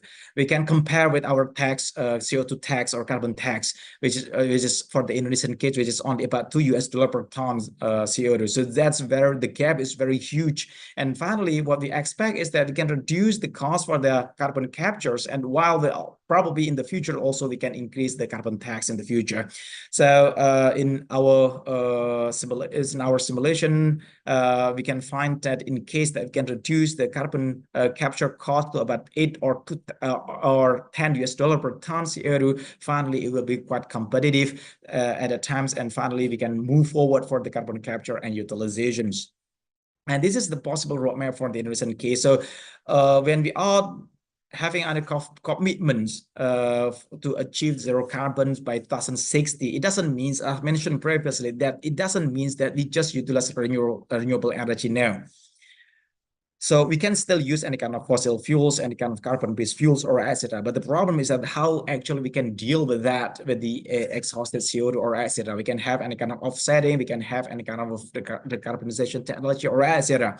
So the big idea over here is that we can, the big things over here is that how far we can set up any kind of much more detailed timeline or milestone. So in each 5 year, 10 years, and we must be committed with that. So we can start for the hydrogen, we can start for the electrifications, we can start for the vehicle to create ancillary services, creating the market or etc. And finally also in our case, actually by 2060, our renewable energy target is still only about 60 or 70%. And that's still very, very challenging. So we cannot expect 100% by 2060 actually. So there are some promising energy storage for Indonesian case, including also for palm hydrogen-based storage, ammonia-based one, and also vehicle to grid. The big things over here is that now the number of the electric vehicles in Indonesia also increasing. So you can imagine in case that the number is still increasing significantly in the futures. And these people probably charge their electric vehicles at the same time after returning back to home. So probably at the evening or etc. You can imagine the demands for the electricity at times increase significantly. So in this case, I believe that our grid cannot stand for that. So there will be any kind of instability, or there will be any kind of problems, or probably blackout in our grid and electrical grid actually. So it is very important to how far actually we can facilitate this one. So electric vehicles basically can be controlled. So it can also offer any kind of ancillary services, what we call the vehicle to grid technology. So because it is battery, so it means that once we can develop any kind of control system for that, means that, and also communication system, means that also we can control the behaviors of charging and also discharging of electric vehicles. So moving for the hydrogen Indonesian case, this is quite also a potential for Indonesian case, but for the utilization, probably we can figure out for several potential utilization, also including for the aviation, maritime vehicles, and also for the industrial sections, including also productions of the ammonia or etc. And also for the industrial ones, probably we can also move forward for steel making, cement or etc. And also for the electricity generation. This is some possible roadmap for hydrogen in Indonesian case. The most important thing is that currently we are still in this stage. So many projects connected with the hydrogens, demonstrations. Some researchers are developing any kind of research on that, on hydrogen production, storage, and also utilizations. But the big challenge is that how far actually we can extend or create the demands for our market, and also develop the infrastructures in the country itself. That's very, very challenging. So once we can have this kind of settlement for the infrastructure, also market development, finally what we expect is that we can reach any kind of hydrogen economy in our country. So this is some possible also hydrogen application in Indonesian case, I think. So this is not only for the transportations. Transportations is small part of the hydrogen demands. So the biggest part, it will be the power generations and also the industrial sectors, including also steel makings, heavy industries, cements, or etc. So I think because of I'm running out of time, I think I just would like to end up my talk today. So before that, I think I just would like to show my last slide for our talk today. It is what actually we demands or we requires for our country. So scenario is very important. So there are some success in other countries. The problem is that we are not only importing the success story from other countries. No, the most important is that we develop the scenario by ourselves, because the conditions is really different. And also we need to actually develop the technology. But the most important thing also, bypassing technology is very important. Bypassing knowledge is impossible, but bypassing the technology is possible. So that's the big things that we can do. So after setting up the scenario, how far actually we can bypass the technology, the required technology, and also the other factors, which is what important is creating the market or and also the infrastructures in the country. Actually, thank you very much for all of your attentions. In case that you have any questions, I would like to welcome for that. Thank you very much. Wassalamualaikum warahmatullahi wabarakatuh.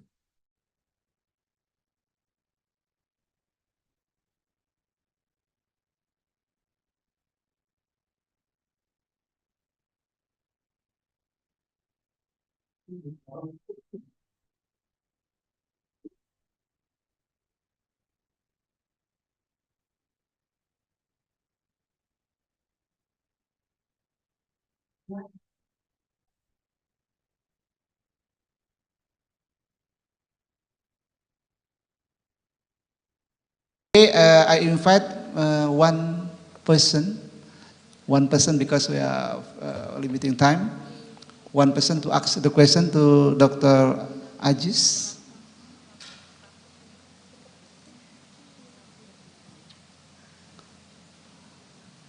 Okay, no questions.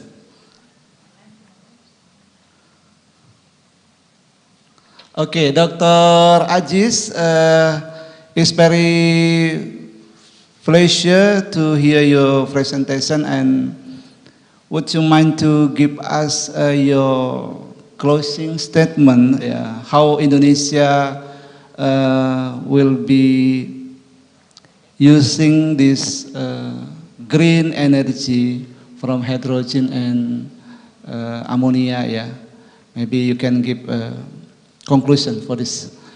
Maybe 2 or 3 minutes.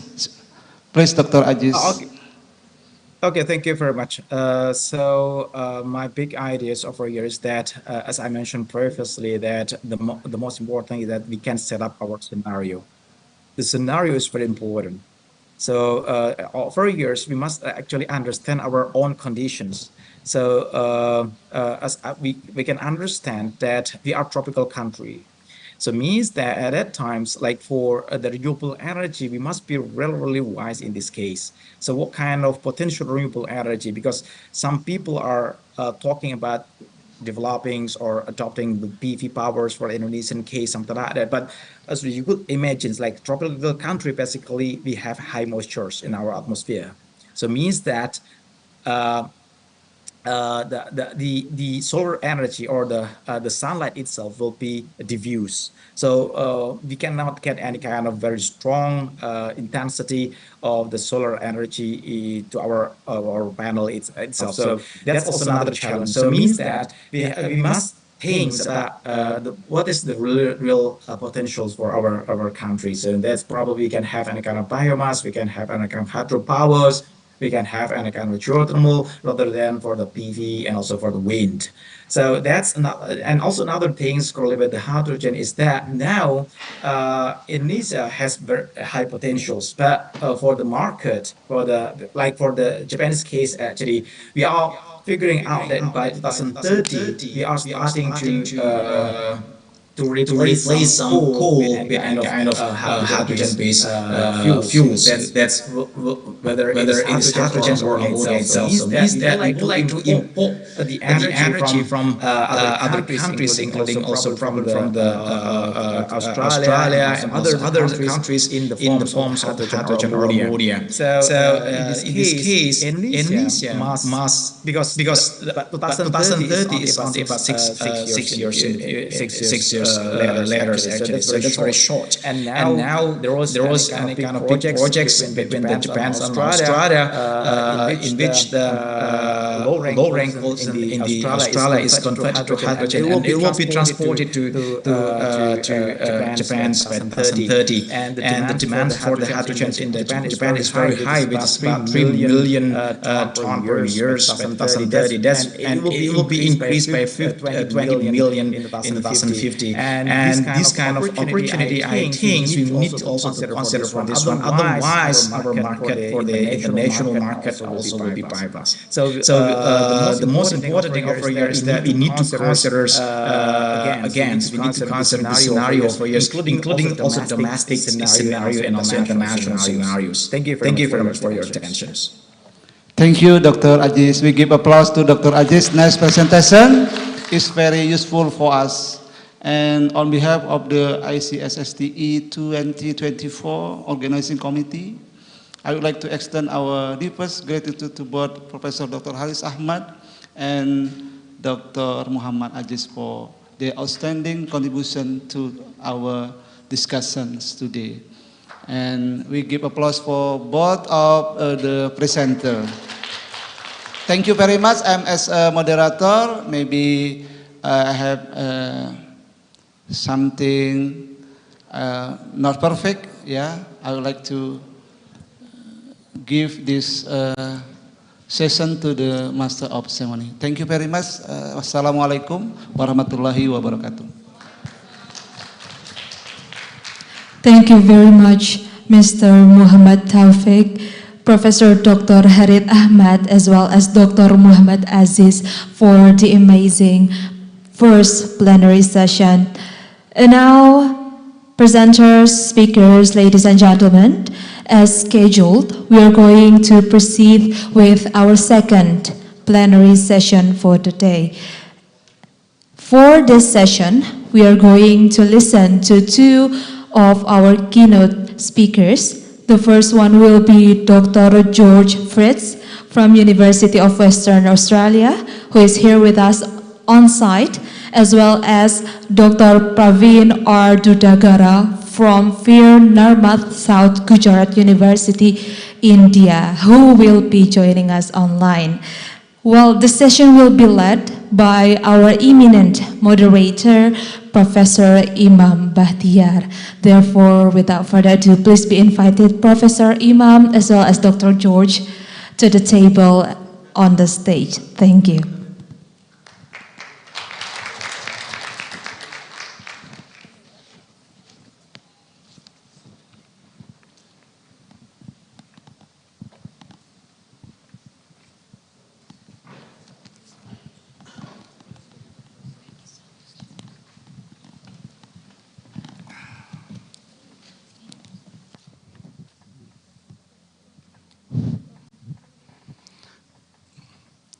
Distinguished guests, ladies and gentlemen, selamat siang.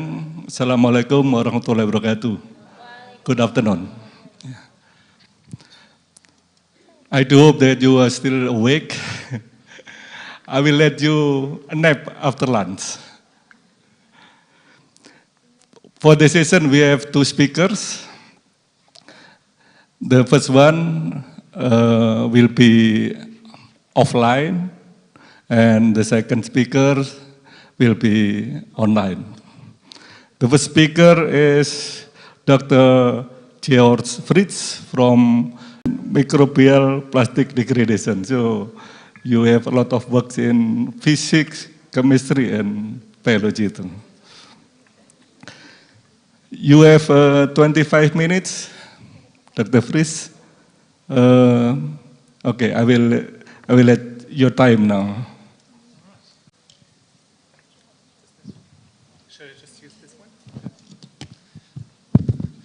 All right, thank you very much.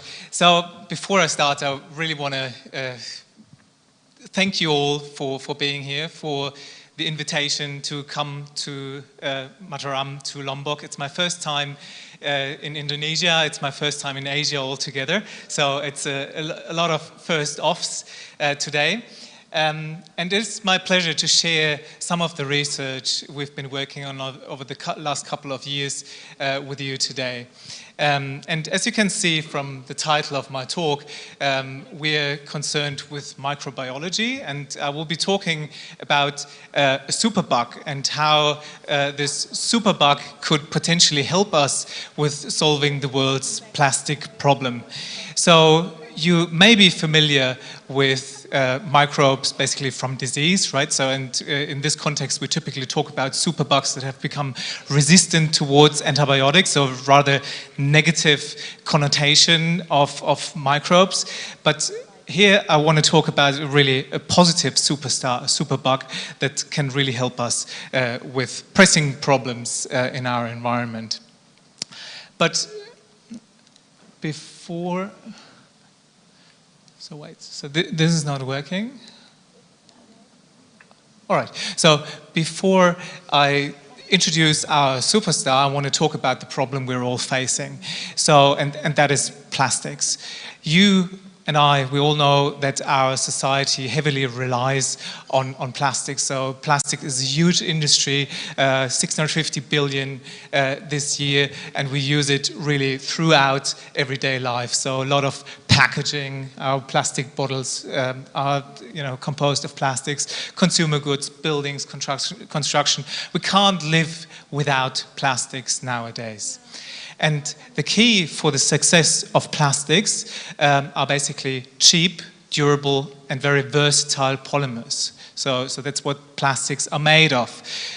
As you can recall from school, polymers basically are long repeated chains of monomeric subunits, and they form these long spaghettis that then have the properties we're all desiring. So in this statistic here, you basically see the major types of plastics we're using today. So the most abundant one being polyethylene, polypropylene, and PET, polyethylene terephthalate, which our bottle plastics are made of. So as you can see in this graphic, these different polymers, they have different subunits, and depending on the chemical quality of these side chains in these subunits, the polymers will have different physical properties. And we can exploit those physical properties basically by looking at these different applications here. So on the left-hand side, we see, for instance, thermoplastics that you can mold basically into certain structures. Here there's the long polymers that can freely float and be shaped upon heating. Then we have elastomers, which basically constitutes of polymers that are cross-linked, so they will always want to go back into the original shape, but due to the relatively low level of cross-linking, they're not rigid, so they're still deformable. And we have, on the right-hand side, thermoset polymers, which are heavily cross-linked, so super rigid. Now, these are the different plastics. What they all have in common is that they are extremely long-lived. Many of these plastics have half-life times of thousands and thousands of years, which means that they will stick in the environment forever, basically. So based on that, we can ask the question, so where do these plastics go? So how are the global polymer flows basically organized? And you see that most of the plastics are basically derived from oil and gas. So about 90% of the plastics we're using are freshly made, and then about 50% of the plastics we're using is immediately deposed. Only half of the plastics is durable enough so it could be reused at all. And then only about 10% of the plastics we're using is basically coming from recycling resources. And as a consequence of that, more than half of the plastic is basically ending up in our environment. The rest is being incinerated, and then despite being filling up basically landfills, you also have a lot of leaching into the environment, which, you know, in Indonesia, you guys are very familiar with. In Australia, we have this problem. Everywhere there is a lot of plastic in the environment. And this, if you put that in perspective, today we have produced basically 3 times the amount of plastic carbon which is deposited in our environment as compared to the global animal biomass. And this number is quickly increasing. So these are numbers from 2015. I think now we're scratching the 9 billion metric ton mark, and this number is only in plastics, and also, you know, fish, etc., chop down plastics into smaller and smaller pieces. So overall, we are looking at an accumulation of an astronomical number of microplastic particles, which are defined as particles smaller than 5 millimeters. Why is this a problem? So basically, microplastics then is being distributed, it's coming back to the shore. Lots of our beaches are contaminated with very small plastic particles. It further fragments into nanoplastics, and then it's ingested by marine life, right? So fish and shrimp, etc., mistake that for food particles. And ultimately, you know, these small particles can also basically be covered by bacteria and sediment to the ocean floor ultimately. And the consequences for that is that basically marine biota will starve, because, you know, these plastic particles make up their guts, they block guts, and this is a real danger to many marine species. And of course, these plastic particles also constitute a vehicle for transport for, say, microbes that form biofilms and that are, you know, distributed all across the ocean currents where they're not supposed to be originally. And this leads also to ecosystems problems, basically. And last but not least, if we eat the fish, then we also consume plastics, and that has negative impacts for our health. So, what should we do about it? As a society, we need to make sure that we avoid, if we need to use it, reuse and recycle plastics. So there's no argument about that. But what can we do, basically, as scientists to tackle this problem? For us, for my lab, we have 2 answers to that. So first of all, we think that it is important that we bring down the cost for plastic recycling and develop new technologies that allow us to do that. And the second, maybe even more important aspect is that we need to find alternatives to these long-lived plastics that have these thousands and thousands of years of half-life. So today I want to talk about both aspects and start with the plastic degradation, basically. So how can we increase basically our ability to recycle plastics? And here we become, as microbes, inspired by nature. So first in 2016, a Japanese group has identified microbes basically in a landfill, which has developed the ability to break down PET plastics. And basically, as you can see in this schematic here, there are different types of plastics, and some of them have oxygens or nitrogens in their polymer backbones. And these molecules, they can be basically subject to hydrolysis. And that means they can be broken down. And there are enzymes, so-called molecular machines produced by bacteria that can catalyze these breakdown reactions. So as a consequence, there have been, you know, different enzymes, molecular machines identified in the wild that can act on polyethylene terephthalate, polyurethane, and several polyamides. Okay, and this is something we want to further exploit. So just to give you an idea how this works, how bacteria perform this. So in the center here you see this original bacterium from the landfill that has been identified, Ideonella sacchayensis. The bacterium produces these green schematic pigment enzymes, basically, which are excreted into the environment, and then these green pigment will attack the amorphous parts of the plastics, which are accessible basically to the enzymes, and cleave out monomeric subunits, which can then in return be taken up by the bacterium and further degraded into smaller building blocks that can be used by the bacterium actually to fuel its own growth. So these bacteria can eat plastics using these enzymes, okay? And at the time when this was discovered, it also turned out that although they can grow on plastics, the process is extremely slow. Okay, so it took about 40 days to degrade something like 60 milligrams of plastics. So although promising, we see a lot of room for improvement at this stage.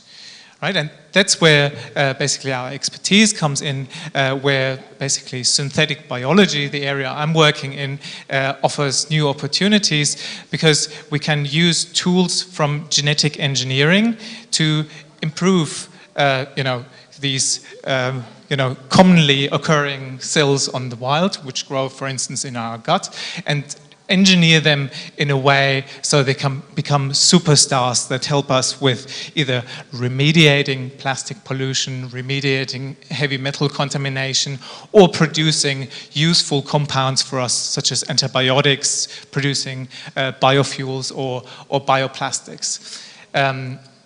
So this brings me to really our mission. So our goal is then to find the fastest enzymes that are known to degrade plastics, in particular PET plastics, and introduce them into the fastest growing bacterium on the planet called Vibrio nitrogens. That's a marine bacterium that I will introduce in a second. And together, this will hopefully bring us to the ultimate goal of designing this super bug which we call Vibrio PET, which will be able to grow on plastics in a very fast way. So just briefly introducing you to our superstar. So Vibrio nitrogens is basically a marine bacterium. As I told you, it likes salt. It lives in basically salt marsh environments where it forms symbiotic relationships with plants. And there it has learned to really grow on a variety of different growth substrates. But the most remarkable feature is that this bacterium doubles in less than 10 minutes. So that is by far the fastest growth rate observed in the wild. And in this video down here, you see a microscopy image, basically, of how the growth of Vibrio nitrogens compares to the growth of E. coli, the common gut bacterium, which is used in biotechnology all over. So about twice as fast as E. coli. And based on that, we think that this organism has a great potential as a biotechnology workhorse. We call it a chassis, basically, which allows us to basically introduce different genes, different functions, basically, into this organism to accomplish different tasks. Okay, so now how do we achieve PET degradation basically with our organism? So what is the metabolic pathway required to allow growth on PET? As we mentioned before, so I want to break PET down into its monomeric subunits.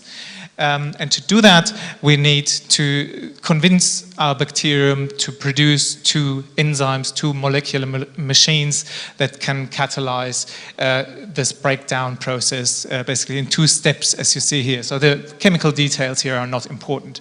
But what is important is that ultimately we want then one of these, at least one of these molecules, here the TPA molecule, terephthalic acid, to be taken up into the cells through certain transport channels, and then further broken down in the cell.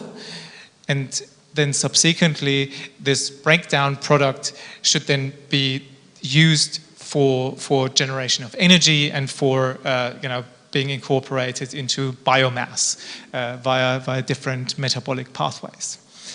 Okay, so overall, this would then allow us to regenerate energy for the cell so it can do stuff. It will allow the cell to produce biomass from PET, and if we're really successful, we can then also convince the cell to produce other useful compounds from PET as the input. Okay.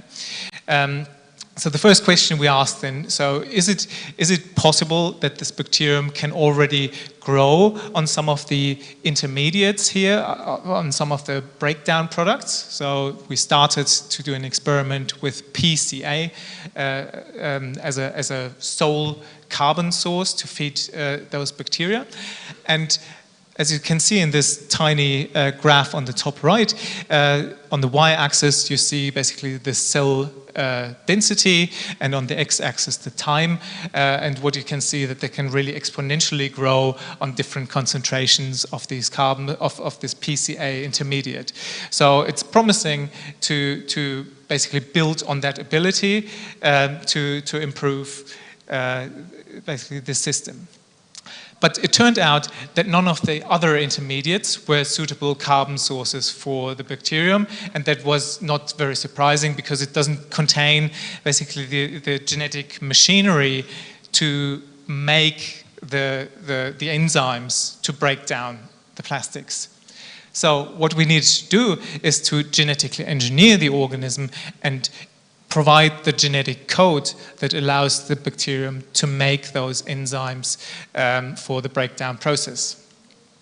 To do that, my lab has previously developed a genetic toolbox, as we call it, which is for the experts here, which allows us to basically go in a multi-step process to piece together different pieces of synthetic DNA, which we can order from a supplier in an efficient way, and build together the blueprint it requires to make the enzymes. And that these little circles you see here, they are basically circles of DNA, so-called plasmids, that can be introduced to our bacterium and then basically read off to make the enzymes.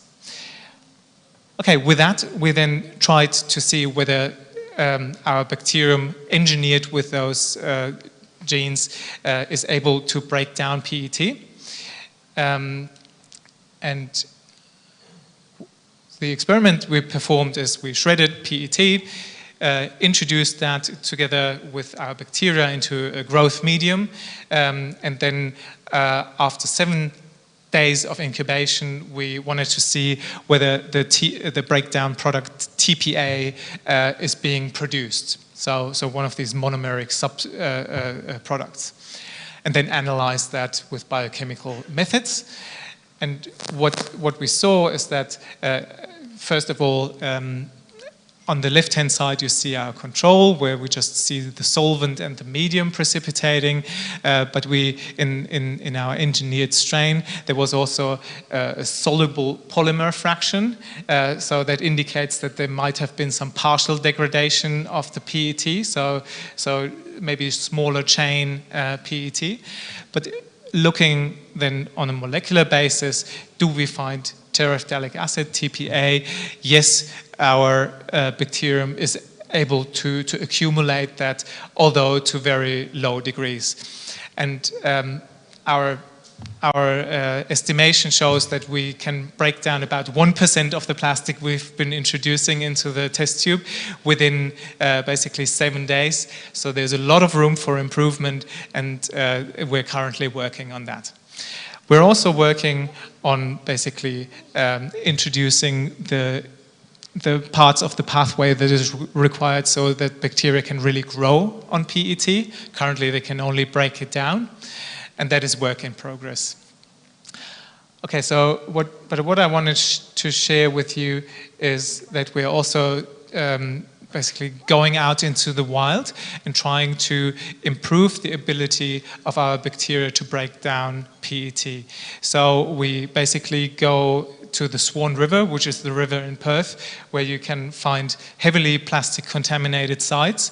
And the idea is that the microbes that live in this plastic, is that already the 25 minutes? Yes. Oh, okay, thank you.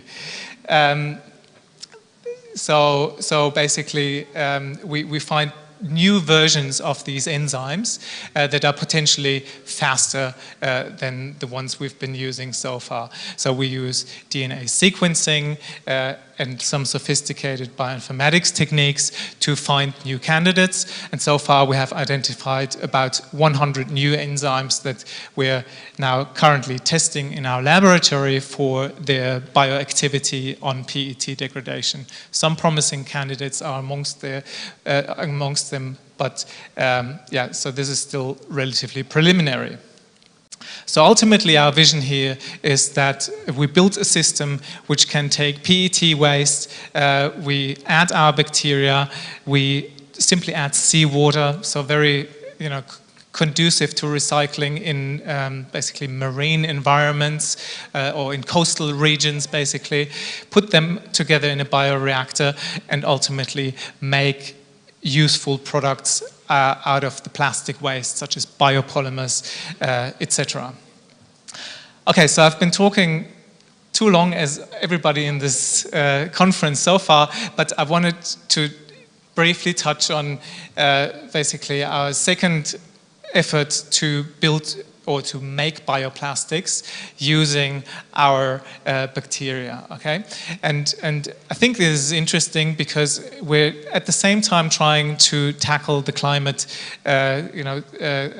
climate change by sequestering CO2.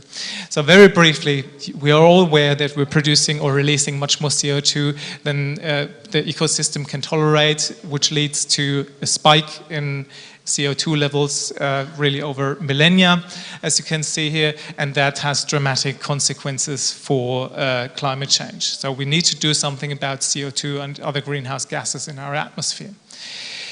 Traditionally, biology does that by using an enzyme called rubisco, which is responsible for photosynthesis. But the enzyme rubisco is very inefficient in using solar energy and converting that into chemical energy. So only about 1% of the energy is harvested to actually fix carbon. Okay? And we're thinking of an alternative method for fixing carbon, basically a human-based carbon fixation, artificial photosynthesis, where we basically use high-efficiency solar panels with about 50% solar to electricity efficiency, then use this energy to electrochemically convert CO2 into a more complex molecule which contains two carbons, such as acetate, ethanol, or ethylene glycol, and then feed this intermediate C2 molecule to bacteria, so they can use that to make useful products. And in our case, we're interested in making bioplastics. Okay, so we're using acetate, and I need to rush a bit through this, but we're using acetate because it is also a key metabolite, which is just one step away from, as you can see here, acetyl-CoA. And acetyl-CoA can be used by the cell to, first of all, grow and generate energy, but it is also just a couple of reactions away from important either biopolymers or precursors that can be chemically made into biodegradable polymers or also more long-lasting polymers. And we're focusing on PHB, polyhydroxybutyrate, because it is a very interesting product for agriculture, for multiple soils, multiple films, for food packaging. And the most important feature is that this is really genuinely biodegradable, even in marine systems. So within about a month, you can degrade these bioplastics and they won't stick around. Okay, so I will really rush through this. So we basically improved our bacterium to grow on acetate, so by a technique called adaptive evolution. So repeatedly exposing the bacterium to acetate allowed it to grow ultimately twofold faster than the wild type. That was a good starting point. And then we introduced, I will stop in 2 minutes, okay? Then we introduced the genes that are required to make the bioplastic, okay?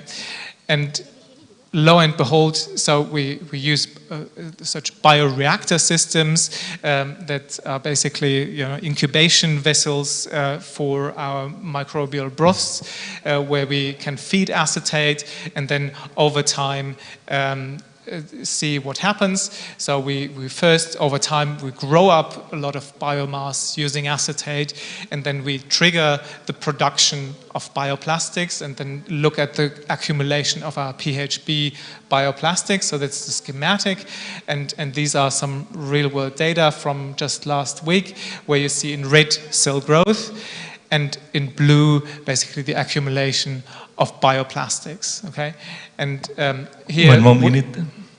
Here we're basically looking at the accumulation of tenfold faster accumulation of bioplastics as compared to anywhere in the literature reported. So we think we are on a good way to basically coming up with a productive and cheap system.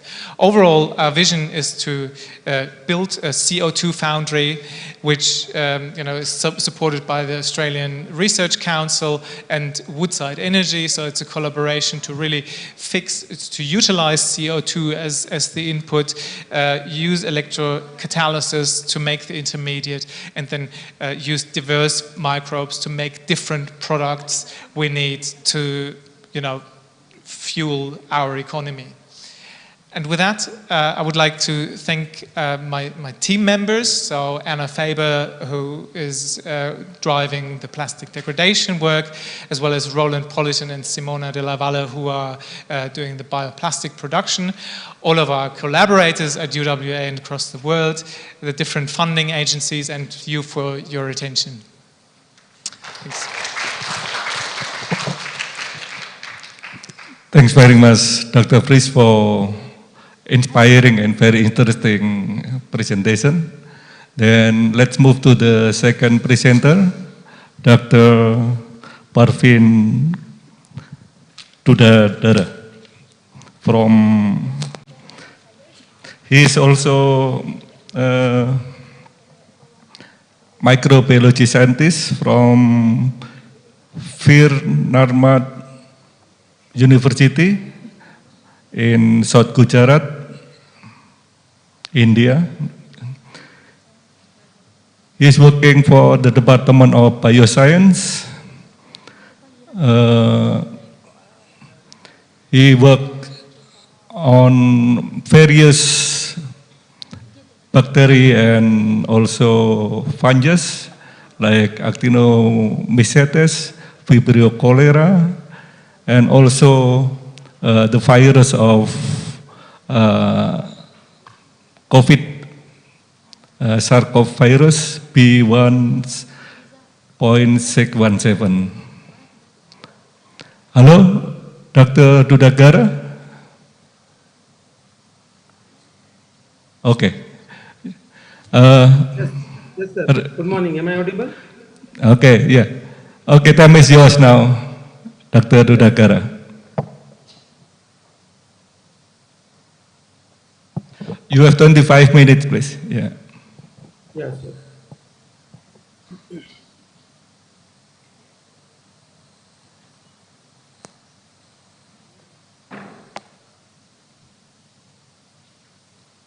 Okay, thank you very much. My presentation, I hope it is visible.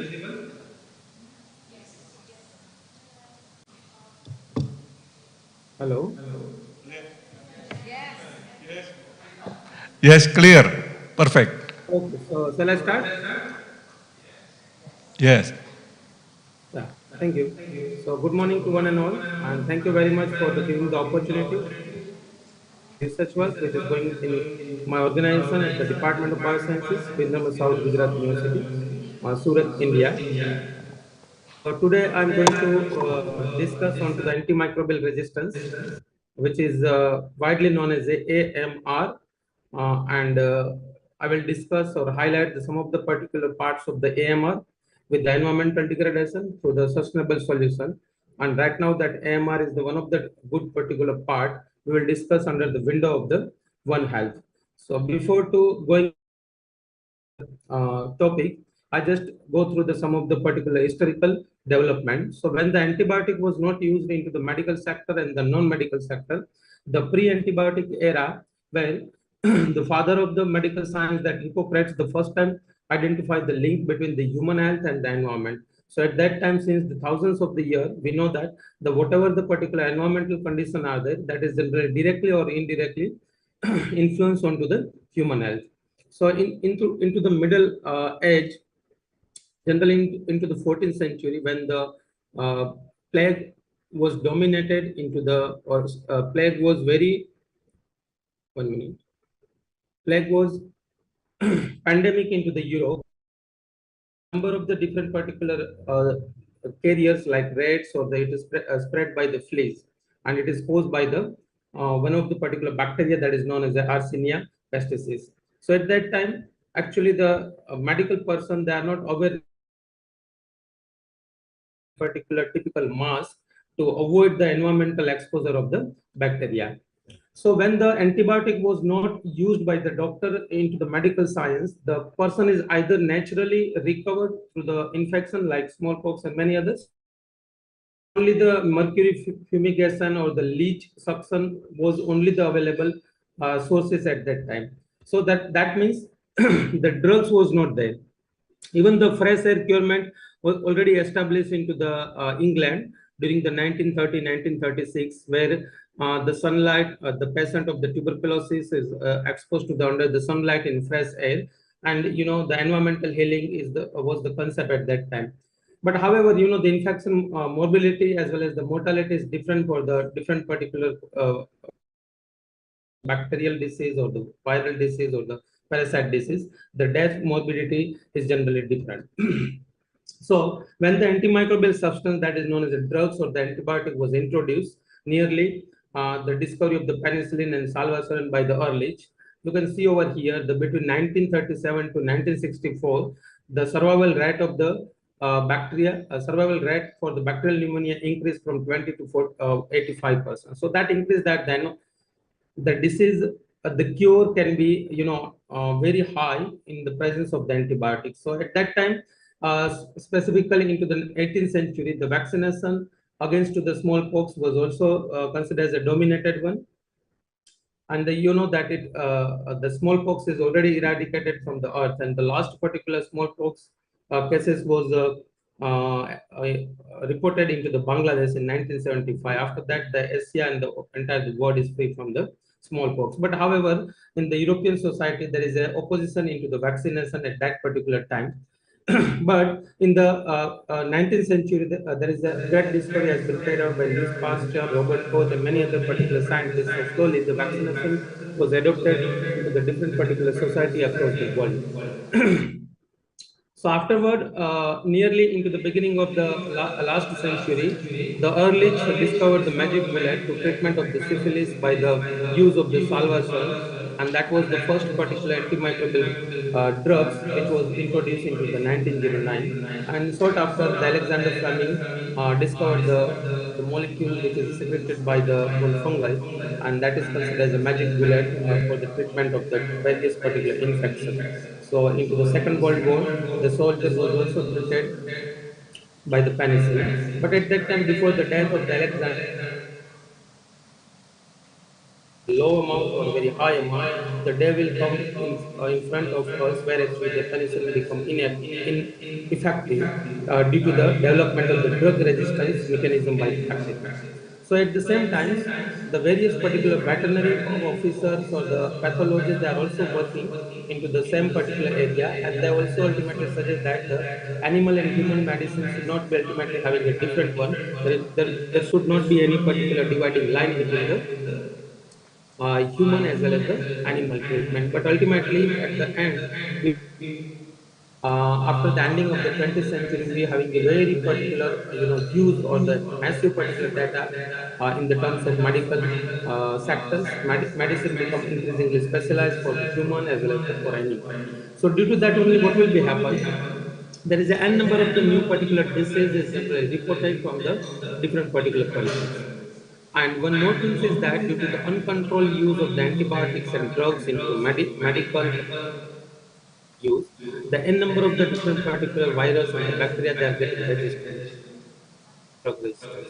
So the cases of the multi-drug resistance of the tuberculosis was first identified in Europe.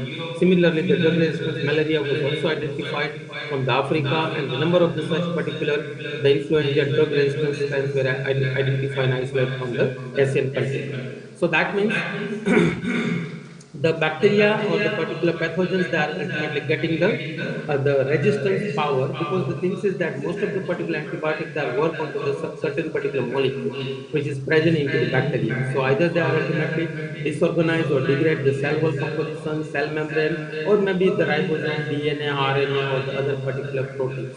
So based on that, the certain particular protein synthesis, metabolic pathway, or the DNA synthesis is generally not happens into the bacteria, and due to that only leading to the death of the bacteria. But sometimes what will be happen, that due to the the constant exposure of the particular antibiotic, the bacteria get the certain mechanism. For example, these are the certain particular mechanism where actually they alter the efflux pump so that they are not getting the particular drugs inside the cell, and if there will be no particular drugs inside the cell, the bacteria cannot be ultimately killed. So there is a n number of the different particular mechanism are also there. For example, inactivation of the antibiotic by the hydrolysis of that particular antibiotic through the different particular mechanism. For example, the production of the biocatalyst, that biocatalyst is attack over the drug molecule or maybe into the antibiotic, and due to that only the antibiotic is no more ultimately remains as a active drug.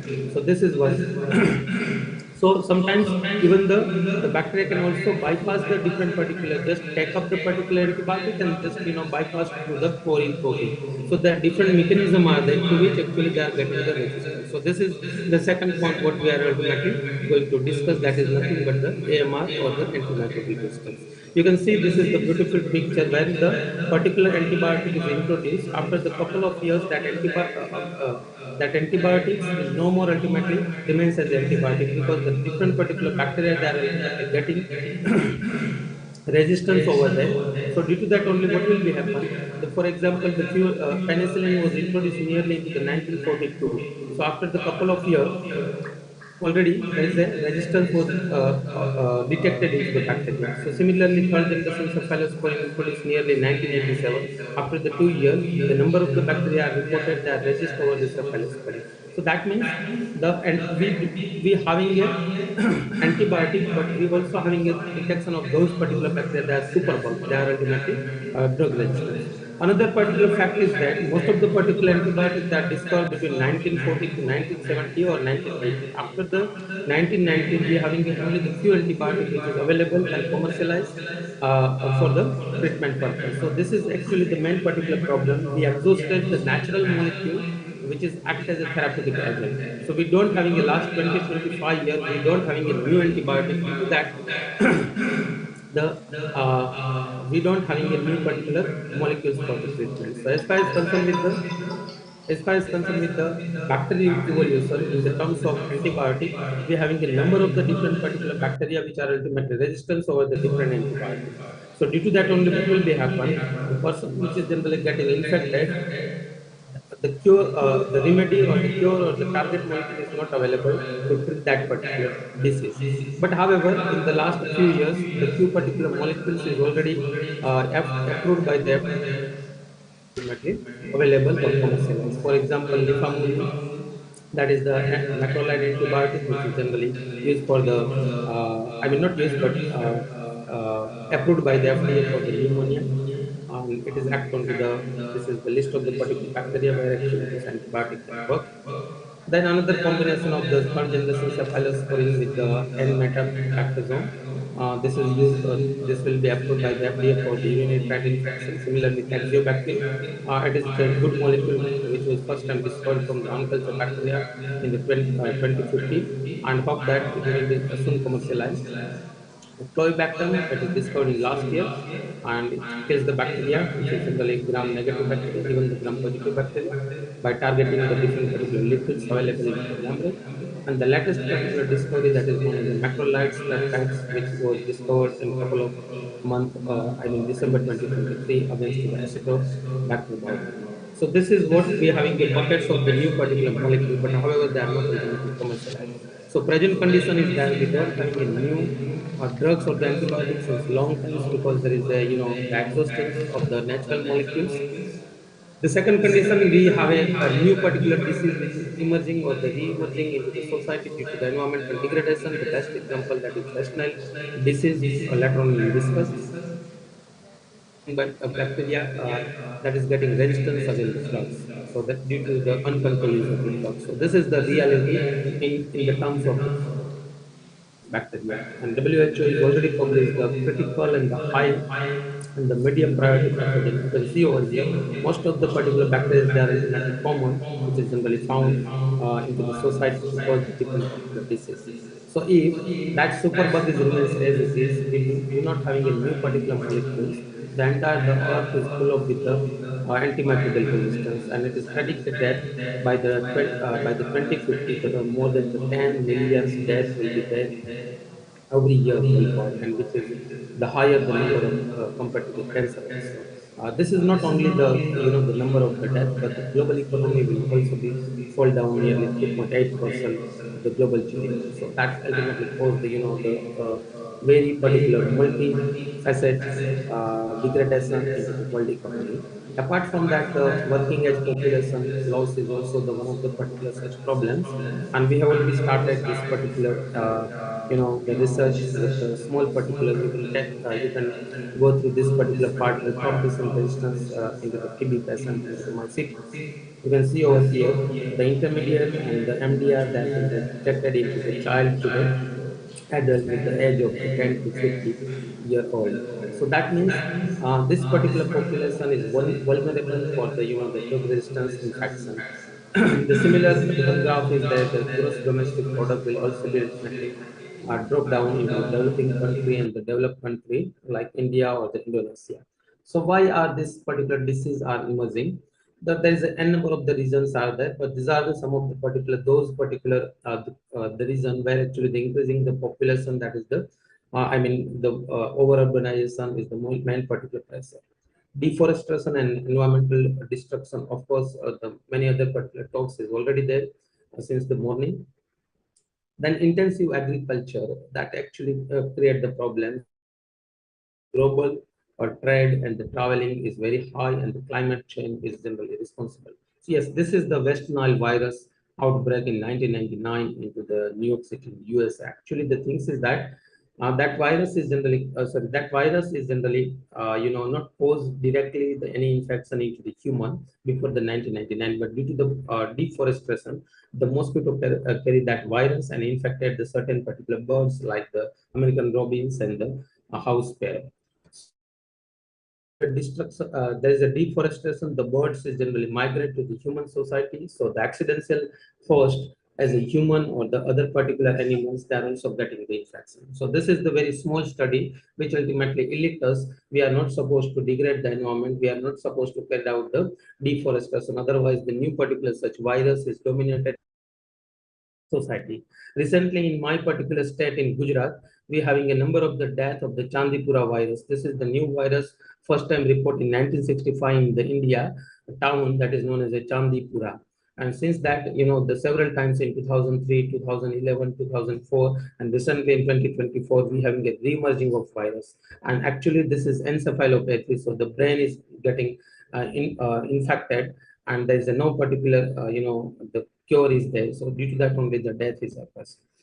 So you can see over here the disease outbreaks in 21st century, starting from the American dengue in 2001, 2002. There is a SARS-CoV-1, then Zika virus in India, Rift Valley fevers in Africa, and many other SARS-CoV-2. Even the Indonesia is also, the full of with the various particular diseases like dengue, influenza, and many other viruses and the bacterial mediated infection. So, and most of the particular, you can see over here, the most of the viruses, they are originally, generated from the certain particular vector, animals, rodent, as well as the birds, and they are ultimately now dominated into the human society.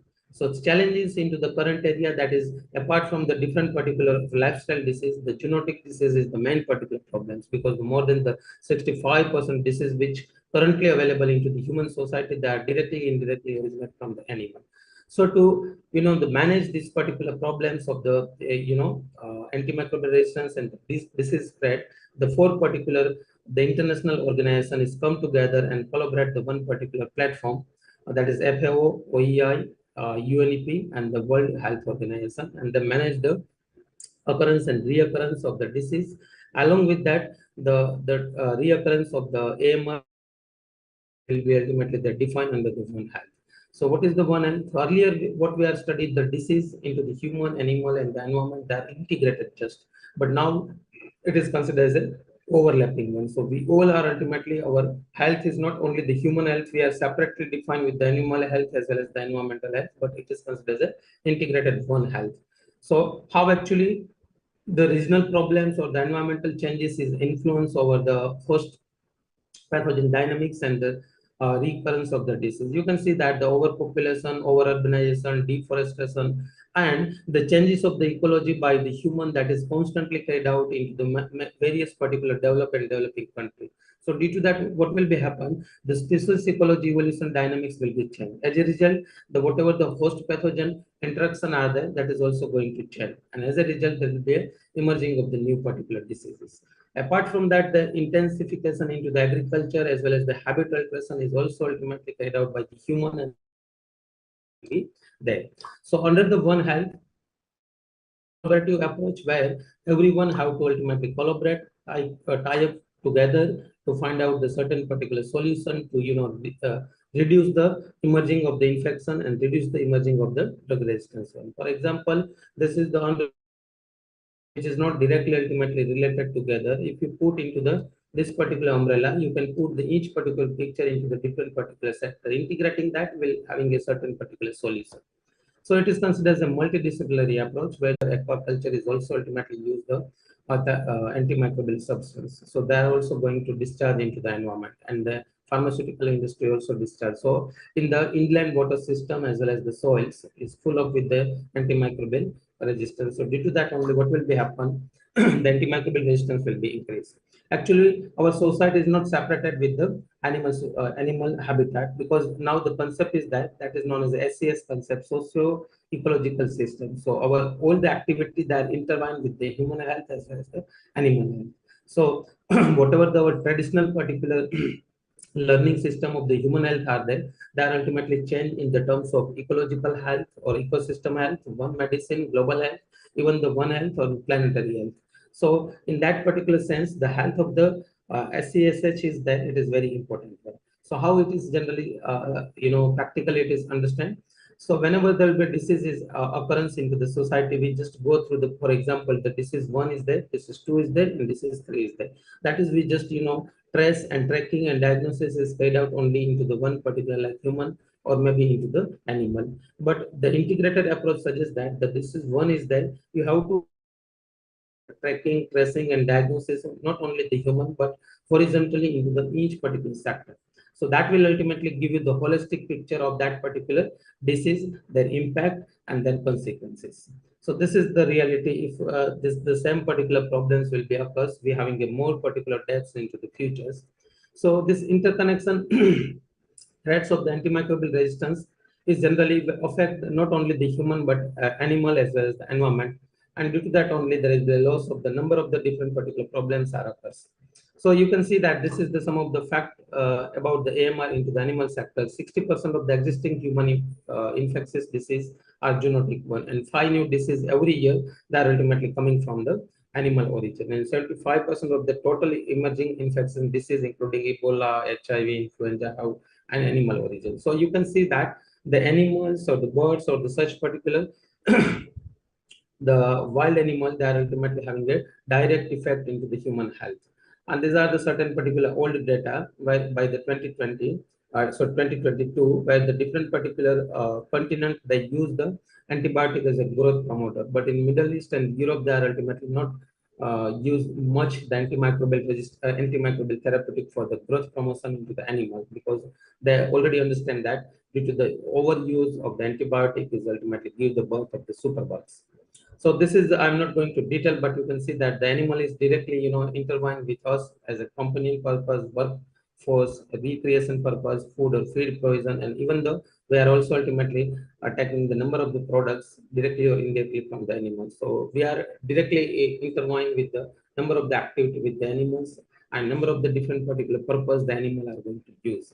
So poultry is also not free from the use of the antibiotics. So even the poultry to as a prognosis purpose, the antimicrobial agent is generally given. So as a result, the pathogen are getting resistance over the different particular antibiotic. So there is a very complex, the antimicrobial resistance into the agriculture. It is considered as a very complex phenomena. But however, you can see that the directly, indirectly, whatever the waste of the livestock are that directly discharged into the soil and then come in contact with the human, and as a result, there will be a number of the consequences is occurs. This is the same particular models in AMR into the aquaculture. So there will be a pesticide. The biomagnification is occurs into the AMR also. So one of the such particular success story was carried out into the US, where into the southern state of the US and Mexico, where actually this rocky spotted fever was dominated into the dog, and this is generally spread by the tick. And government of US there, control that tick. So there will be 99% of the dog that recall from the tick particular disease may occur. So this is considered as a small particular such the project has been carried out. So this is considered as nothing but the role, starting with the awareness. For example, today we are going to discuss, this is just kind of the awareness regarding the AMR. And after that, the laboratories will be carried out the work over the AMR detection, and the leadership will be developed into the particular state and the country. So as far as concerned with the prevention and control, there will be a number of the different particular capacity are there. Each one will be ultimately, having a different particular roles, like individual role, where actually the certain particular certified health professional will ultimately prescribe the drugs, demand of the new antibiotic. If the health mean that you will not be ultimately having a taking the overdose of the antibiotic or the less dose of the antibiotic. Like that way, there will be a different particular, and even the vaccination is also the one of the particular way through which actually the reduction of the antibiotic can be possible. So I'm not going to detail due to the time limitation, but the policymaker, individual, medical person, each having their particular roles. Even the national and the international level also, there will be a harmony is generally required for the use of the antimicrobial substance. So together we can find the concrete solution healthier for the healthier and the more suitable world. So solution, we are just go through the solution. For example, in the agriculture, we should ultimately reduce the pesticide and herbicide, because this is also one of the particular the way through which actually the AMR is generally. So natural farming is considered as one of the particular good way where actually the organic manure or the animal waste are going to use for the farming purpose. So this is sometimes known as the organic or the natural farming, and having a very positive impact. And you can see that the organic agriculture practice is dominant in the Australia, followed by the US, Europe and Asia also. Another one, definitely you can also trade out the degradation of the antibiotic. We have already worked on that particular part. I'm not going to detail, but we have and degrade the three particular antibiotic which is largely used into the India, for example, quinalphos, and we predicted that with the use of the bacterial consortium. You can see this is our isolates which going to degrade the antibiotic. Similarly, monoprotophos degradation and the similarly chlorpyrifos degradation. So such particular studies generally give you the small example where actually the antibiotic which is already used and concentrated into the agricultural field can be degraded by the use of the country, that is textile dye, into the Indonesia and the India country where the the huge amount of the synthetic dye they are produced for the textile industries. So the dye degradation, we have developed the one advanced oxidation methods which remove the complete dye. You can see over here, this is the dye molecule which is completely removed after 180 minutes by the nanotechnology based reactor. So this is the also indicate that if having a certain particular molecule which is toxic one can be removed. Another one, that is the CO2 capture. I think Dr. Mohammed and Ilya talks is already there in decarbonation as well as the carbon removal. So the small study we have carried out with the use of the bacteria, where the bacteria having the ability to capture the atmospheric CO2 starting from 0.03 percent carbon to 7.5% of carbon. And you can see that it is calcified in the form of the calcium carbonate. Then another particular problems, that is the high strength effluent which is discharged from the different particular industry should ultimately also invite the AMR. So we have also tried develop the certain reactor like 2-stage reactor and 3-stage reactor to reduce the COD, BOD in the metal.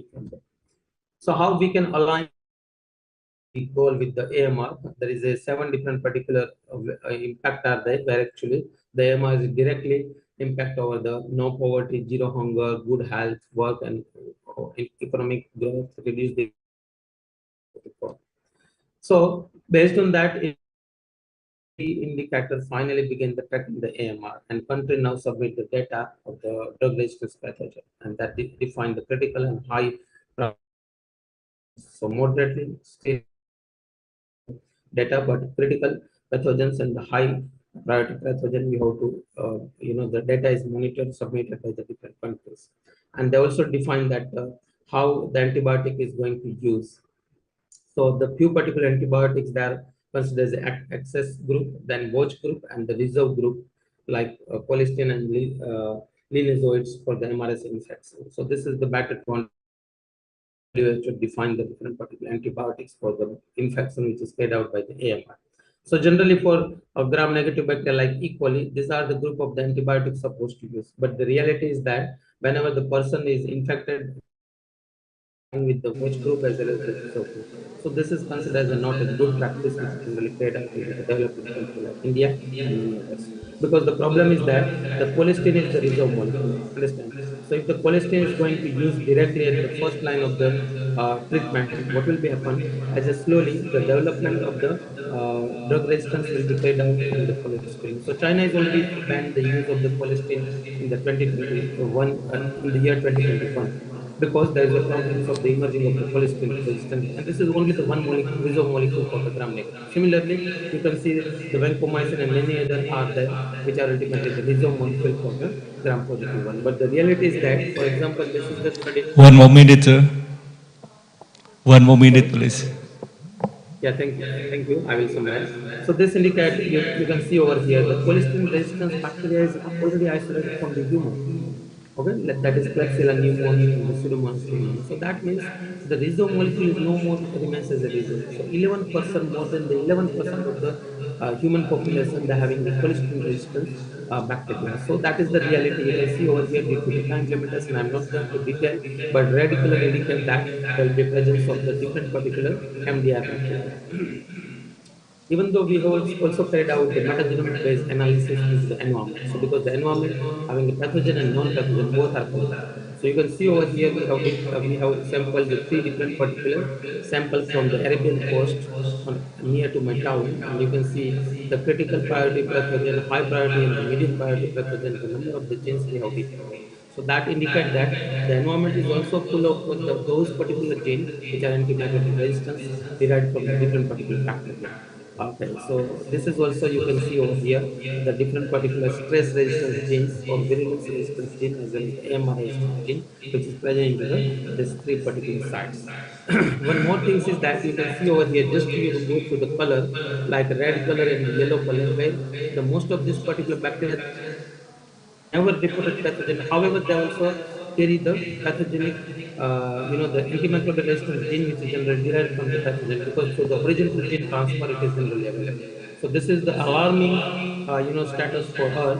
We should ultimately stop this particular practice that is the uncontrolled use of the antibiotic. So these are some of the facts and myths about the AMR, but due to the time limitation, I will share my PPT. So I just escape this particular part. Thank you very much for the opportunity. And if you're having any particular question, definitely I will. Thank you very much. Thank you very much, Dr. Dudadara. Would you come back to the stage, Dr. Fries?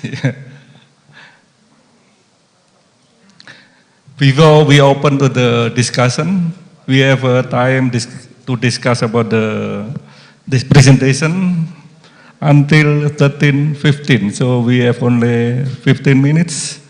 But before I open the discussion, I like to thanks to the two presenters, the two leading microbiologists that already shared the experience and knowledge in our conference. So now the Q&A session. 1, 2, 3. Okay, 3 should be enough. The lady on the left hand side. Okay.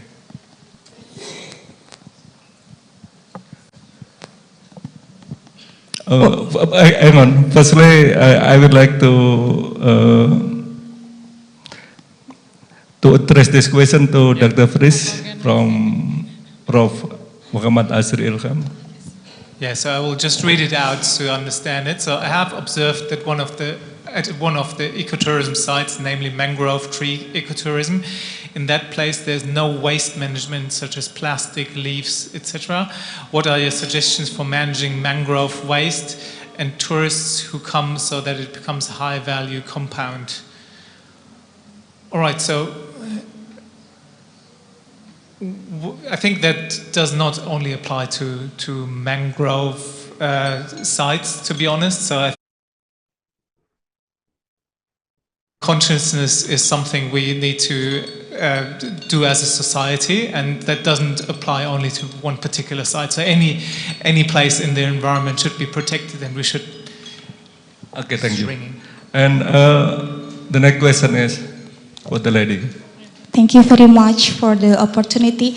Well, my name is Nila Sari. I actually read some of your works last night and I'm really impressed. I love your work in bacterial and enzymes. And actually I would like to ask two questions, if that's okay. Sure. Okay. So the first question will be, would it be feasible for us to transfer the genes of that are responsible for plastic decomposition into a more cost-effective and easily maintained bacteria? And will this step make this work more efficient and make the biodegradation process easier? So is it possible to just transfer the gene into an easily maintained bacteria? That's the first question. And the second one could... Make it short. Make it very short. Should I just answer that and then you ask your second question? Okay. So I think that was the whole idea I've been trying to convey. So the bacterium Vibrio nitrogens is a marine bacterium which not normally degrades plastics. So we do introduce those genes from the soil bacterium Ideonella sacchiensis into Vibrio nitrogens because it has these superior properties. So it can grow extremely fast. Make lots of enzyme in a short amount of time, and it can do so in seawater-based growth media. So that's also more environmentally sustainable. So yes, is the answer. All right. Okay, So- second question. All Make right, it so- short, please. Okay. So based on your answer, so if that is feasible, so how about isolate the enzyme that are responsible for the breakdown of the plastic waste from the bacteria rather than using the whole organism for that purpose? Will that make this work more efficient? I'm not sure whether I fully understand the question. So going for other plastics, is this the question? I mean, like instead of like using the whole organism. Right, is just yeah. using the enzymes. Exactly, you say. exactly. Yes, this is also an approach that is being actively pursued currently. So in Australia, there's a company called Samsara, and they have basically an enzyme immobilization technique to put that on a to put the enzymes on a surface, and that increases the retention time and the lifetime of those enzymes for a long time. So their approach is to really just work with the catalytic activity of the enzymes and basically flow some pre-digested plastic solution on top of that to do the breakdown. Yes. That's a very good idea. Thank you very much. Okay, next question is from Dr. Telly Savalas.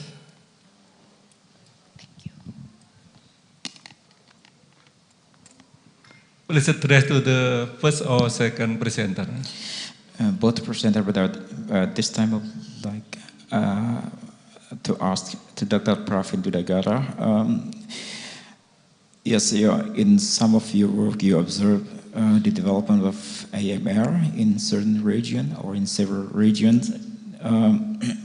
Apart from that, do you... Your voice is not audible, sir. Sorry? You are not audible. Okay. Yes. Did you have experience that AMR is developed for certain race, such as AMR is developed in India and not in China and other places? I'm not getting your point.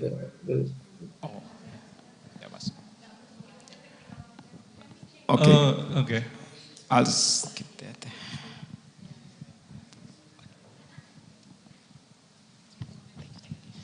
Okay. Let's repeat it again. Okay. Okay. Dr. Pravin, you've explained that you've observed some AMR in certain region in India.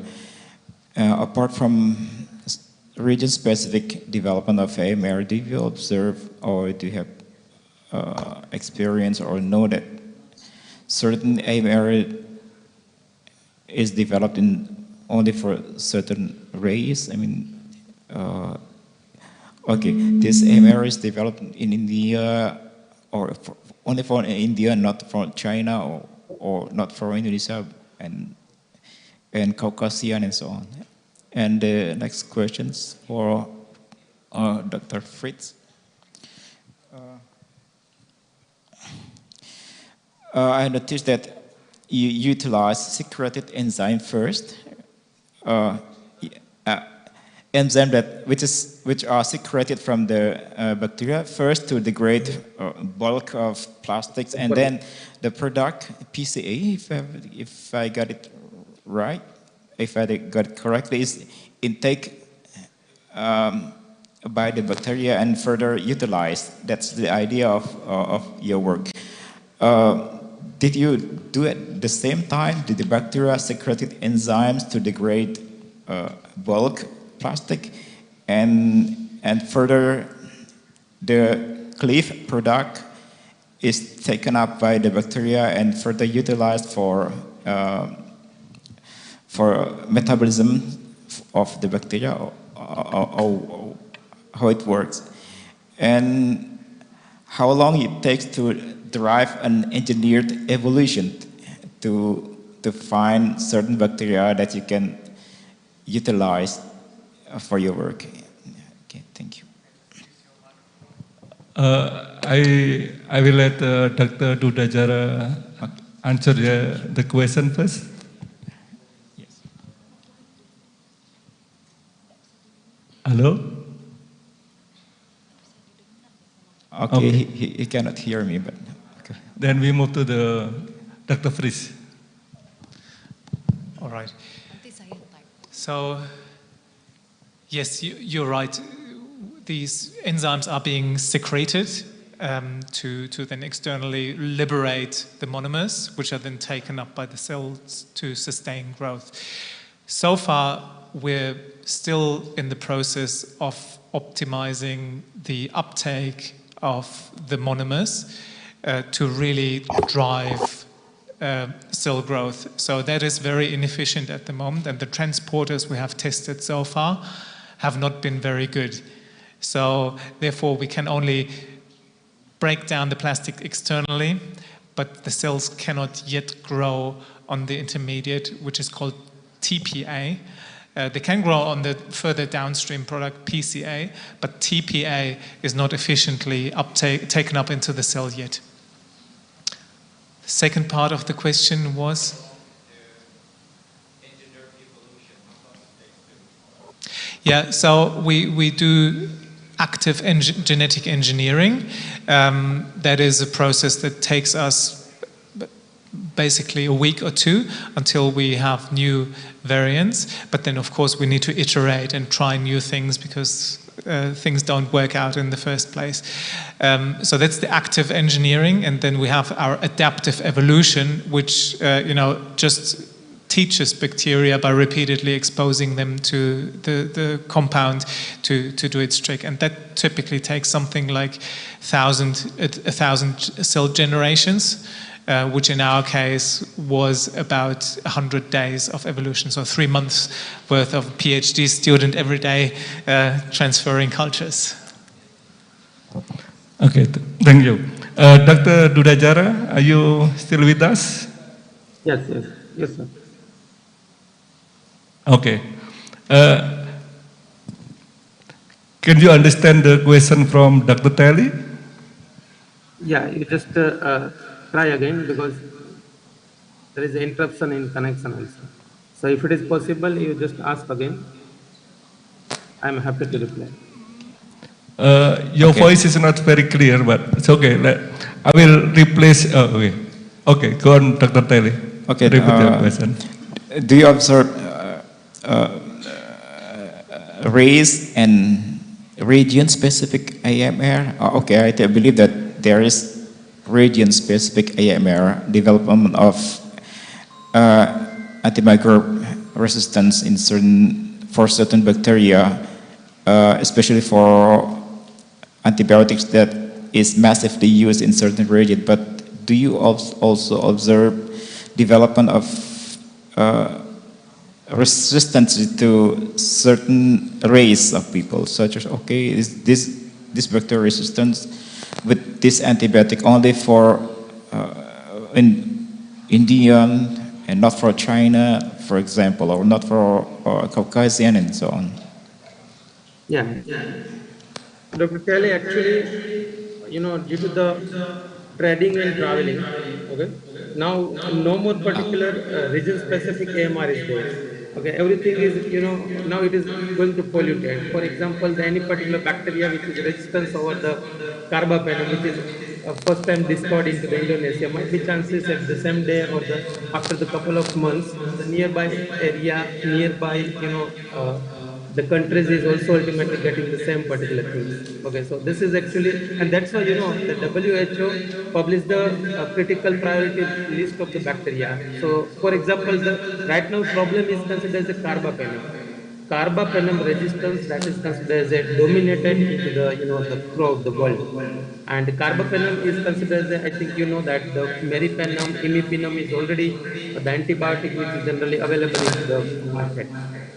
The reality is that actually I have a few projects from the state government and one from the central government of India, where this is actually the very beautiful result in the terms of environmental. So earlier we have detected only the few particular resistance bacteria, okay, like Acetobacter baumannii, E. coli, and other Enterobacteriaceae. After that, we switch into the non-pathogenic bacteria also. Now the problem is not only pathogenic bacteria is indicating the AMR, non-pathogenic bacteria is also getting the those genes which are reported as MDR or the AMR. So the things is that if the non-pathogenic to the human or the non-pathogenic bacteria to the animal, they're having a such particular gene through the horizontal is also available to those where actually they are opportunistic pathogen or maybe they are likely pathogen to the human or animal.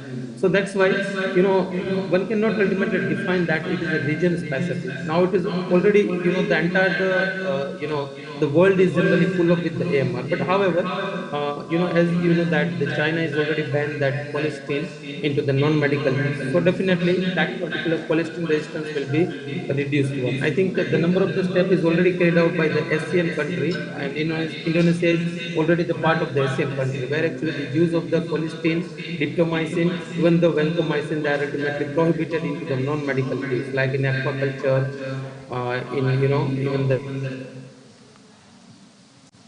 Okay, thank you for your answer. And we move to the next question. I think someone from this. Oh, yeah. This should be the last question because we are running out of time. Thank you. Okay, I have two questions. The first is how to increase the speed reaction of PETase to decompose of the plastic can be faster. And the second question is how long can microbe can decompose plastic? Oh, this is for Dr. Fries, I think. Okay, so just to repeat, the first question is how can we increase the speed of the enzymes to make the degradation faster? Yes. Yeah, so there are several basically enzyme engineering approaches where people basically look to exchange the amino acid residues in the active site of the enzyme and try to find new versions that would be potentially catalyzing the reaction faster. So there are active approaches you can pursue basically by applying machine learning and computational modeling to predict the catalytic rates. And the approach we have been taking is to just look basically out in the wild to see which sequences are used, which ones have evolved naturally, and then test those to find faster versions. Okay, so the second part of the question, can you just repeat that for me, please? How long can microbe can decompose the plastic? How long? So are you asking how long it takes them to degrade the plastic? Yes. Currently still very, very slow, unfortunately. So within 7 days, only 1% of the plastic has been degraded. That was our first attempt, if you will.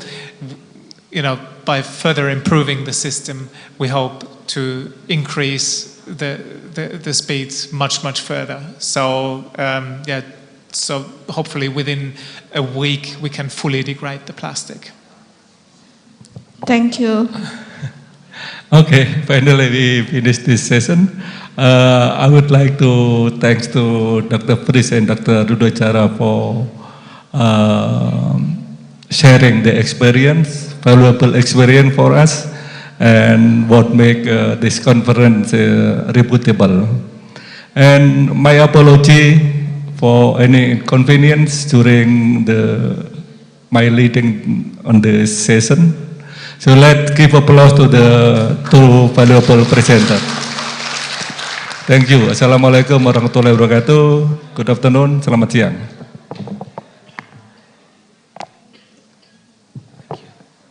Thank you very much. Thank you very much.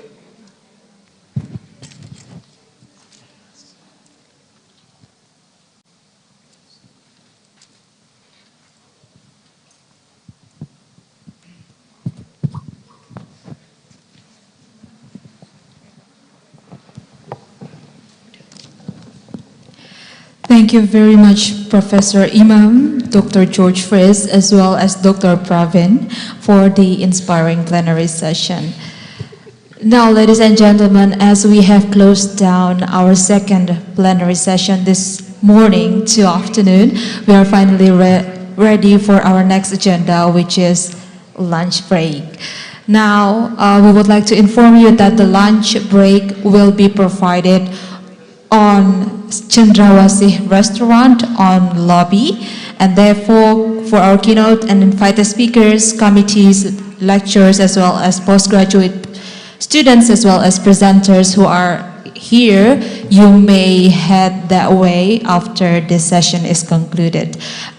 Now, our lunch break will last for 1 hour, so we hope to see you here in the next 1 hour. So, ladies and gentlemen, but before we're going to end this session, we would like to inform you to the following matters. The first is for the further information about the parallel session. You may see under abstract, the book of abstract that we already sent to you via email. And the second, for the presenters, if there is any of you would like to change on the PPT file for your presentation, we would like to ask you to share your file before the breakout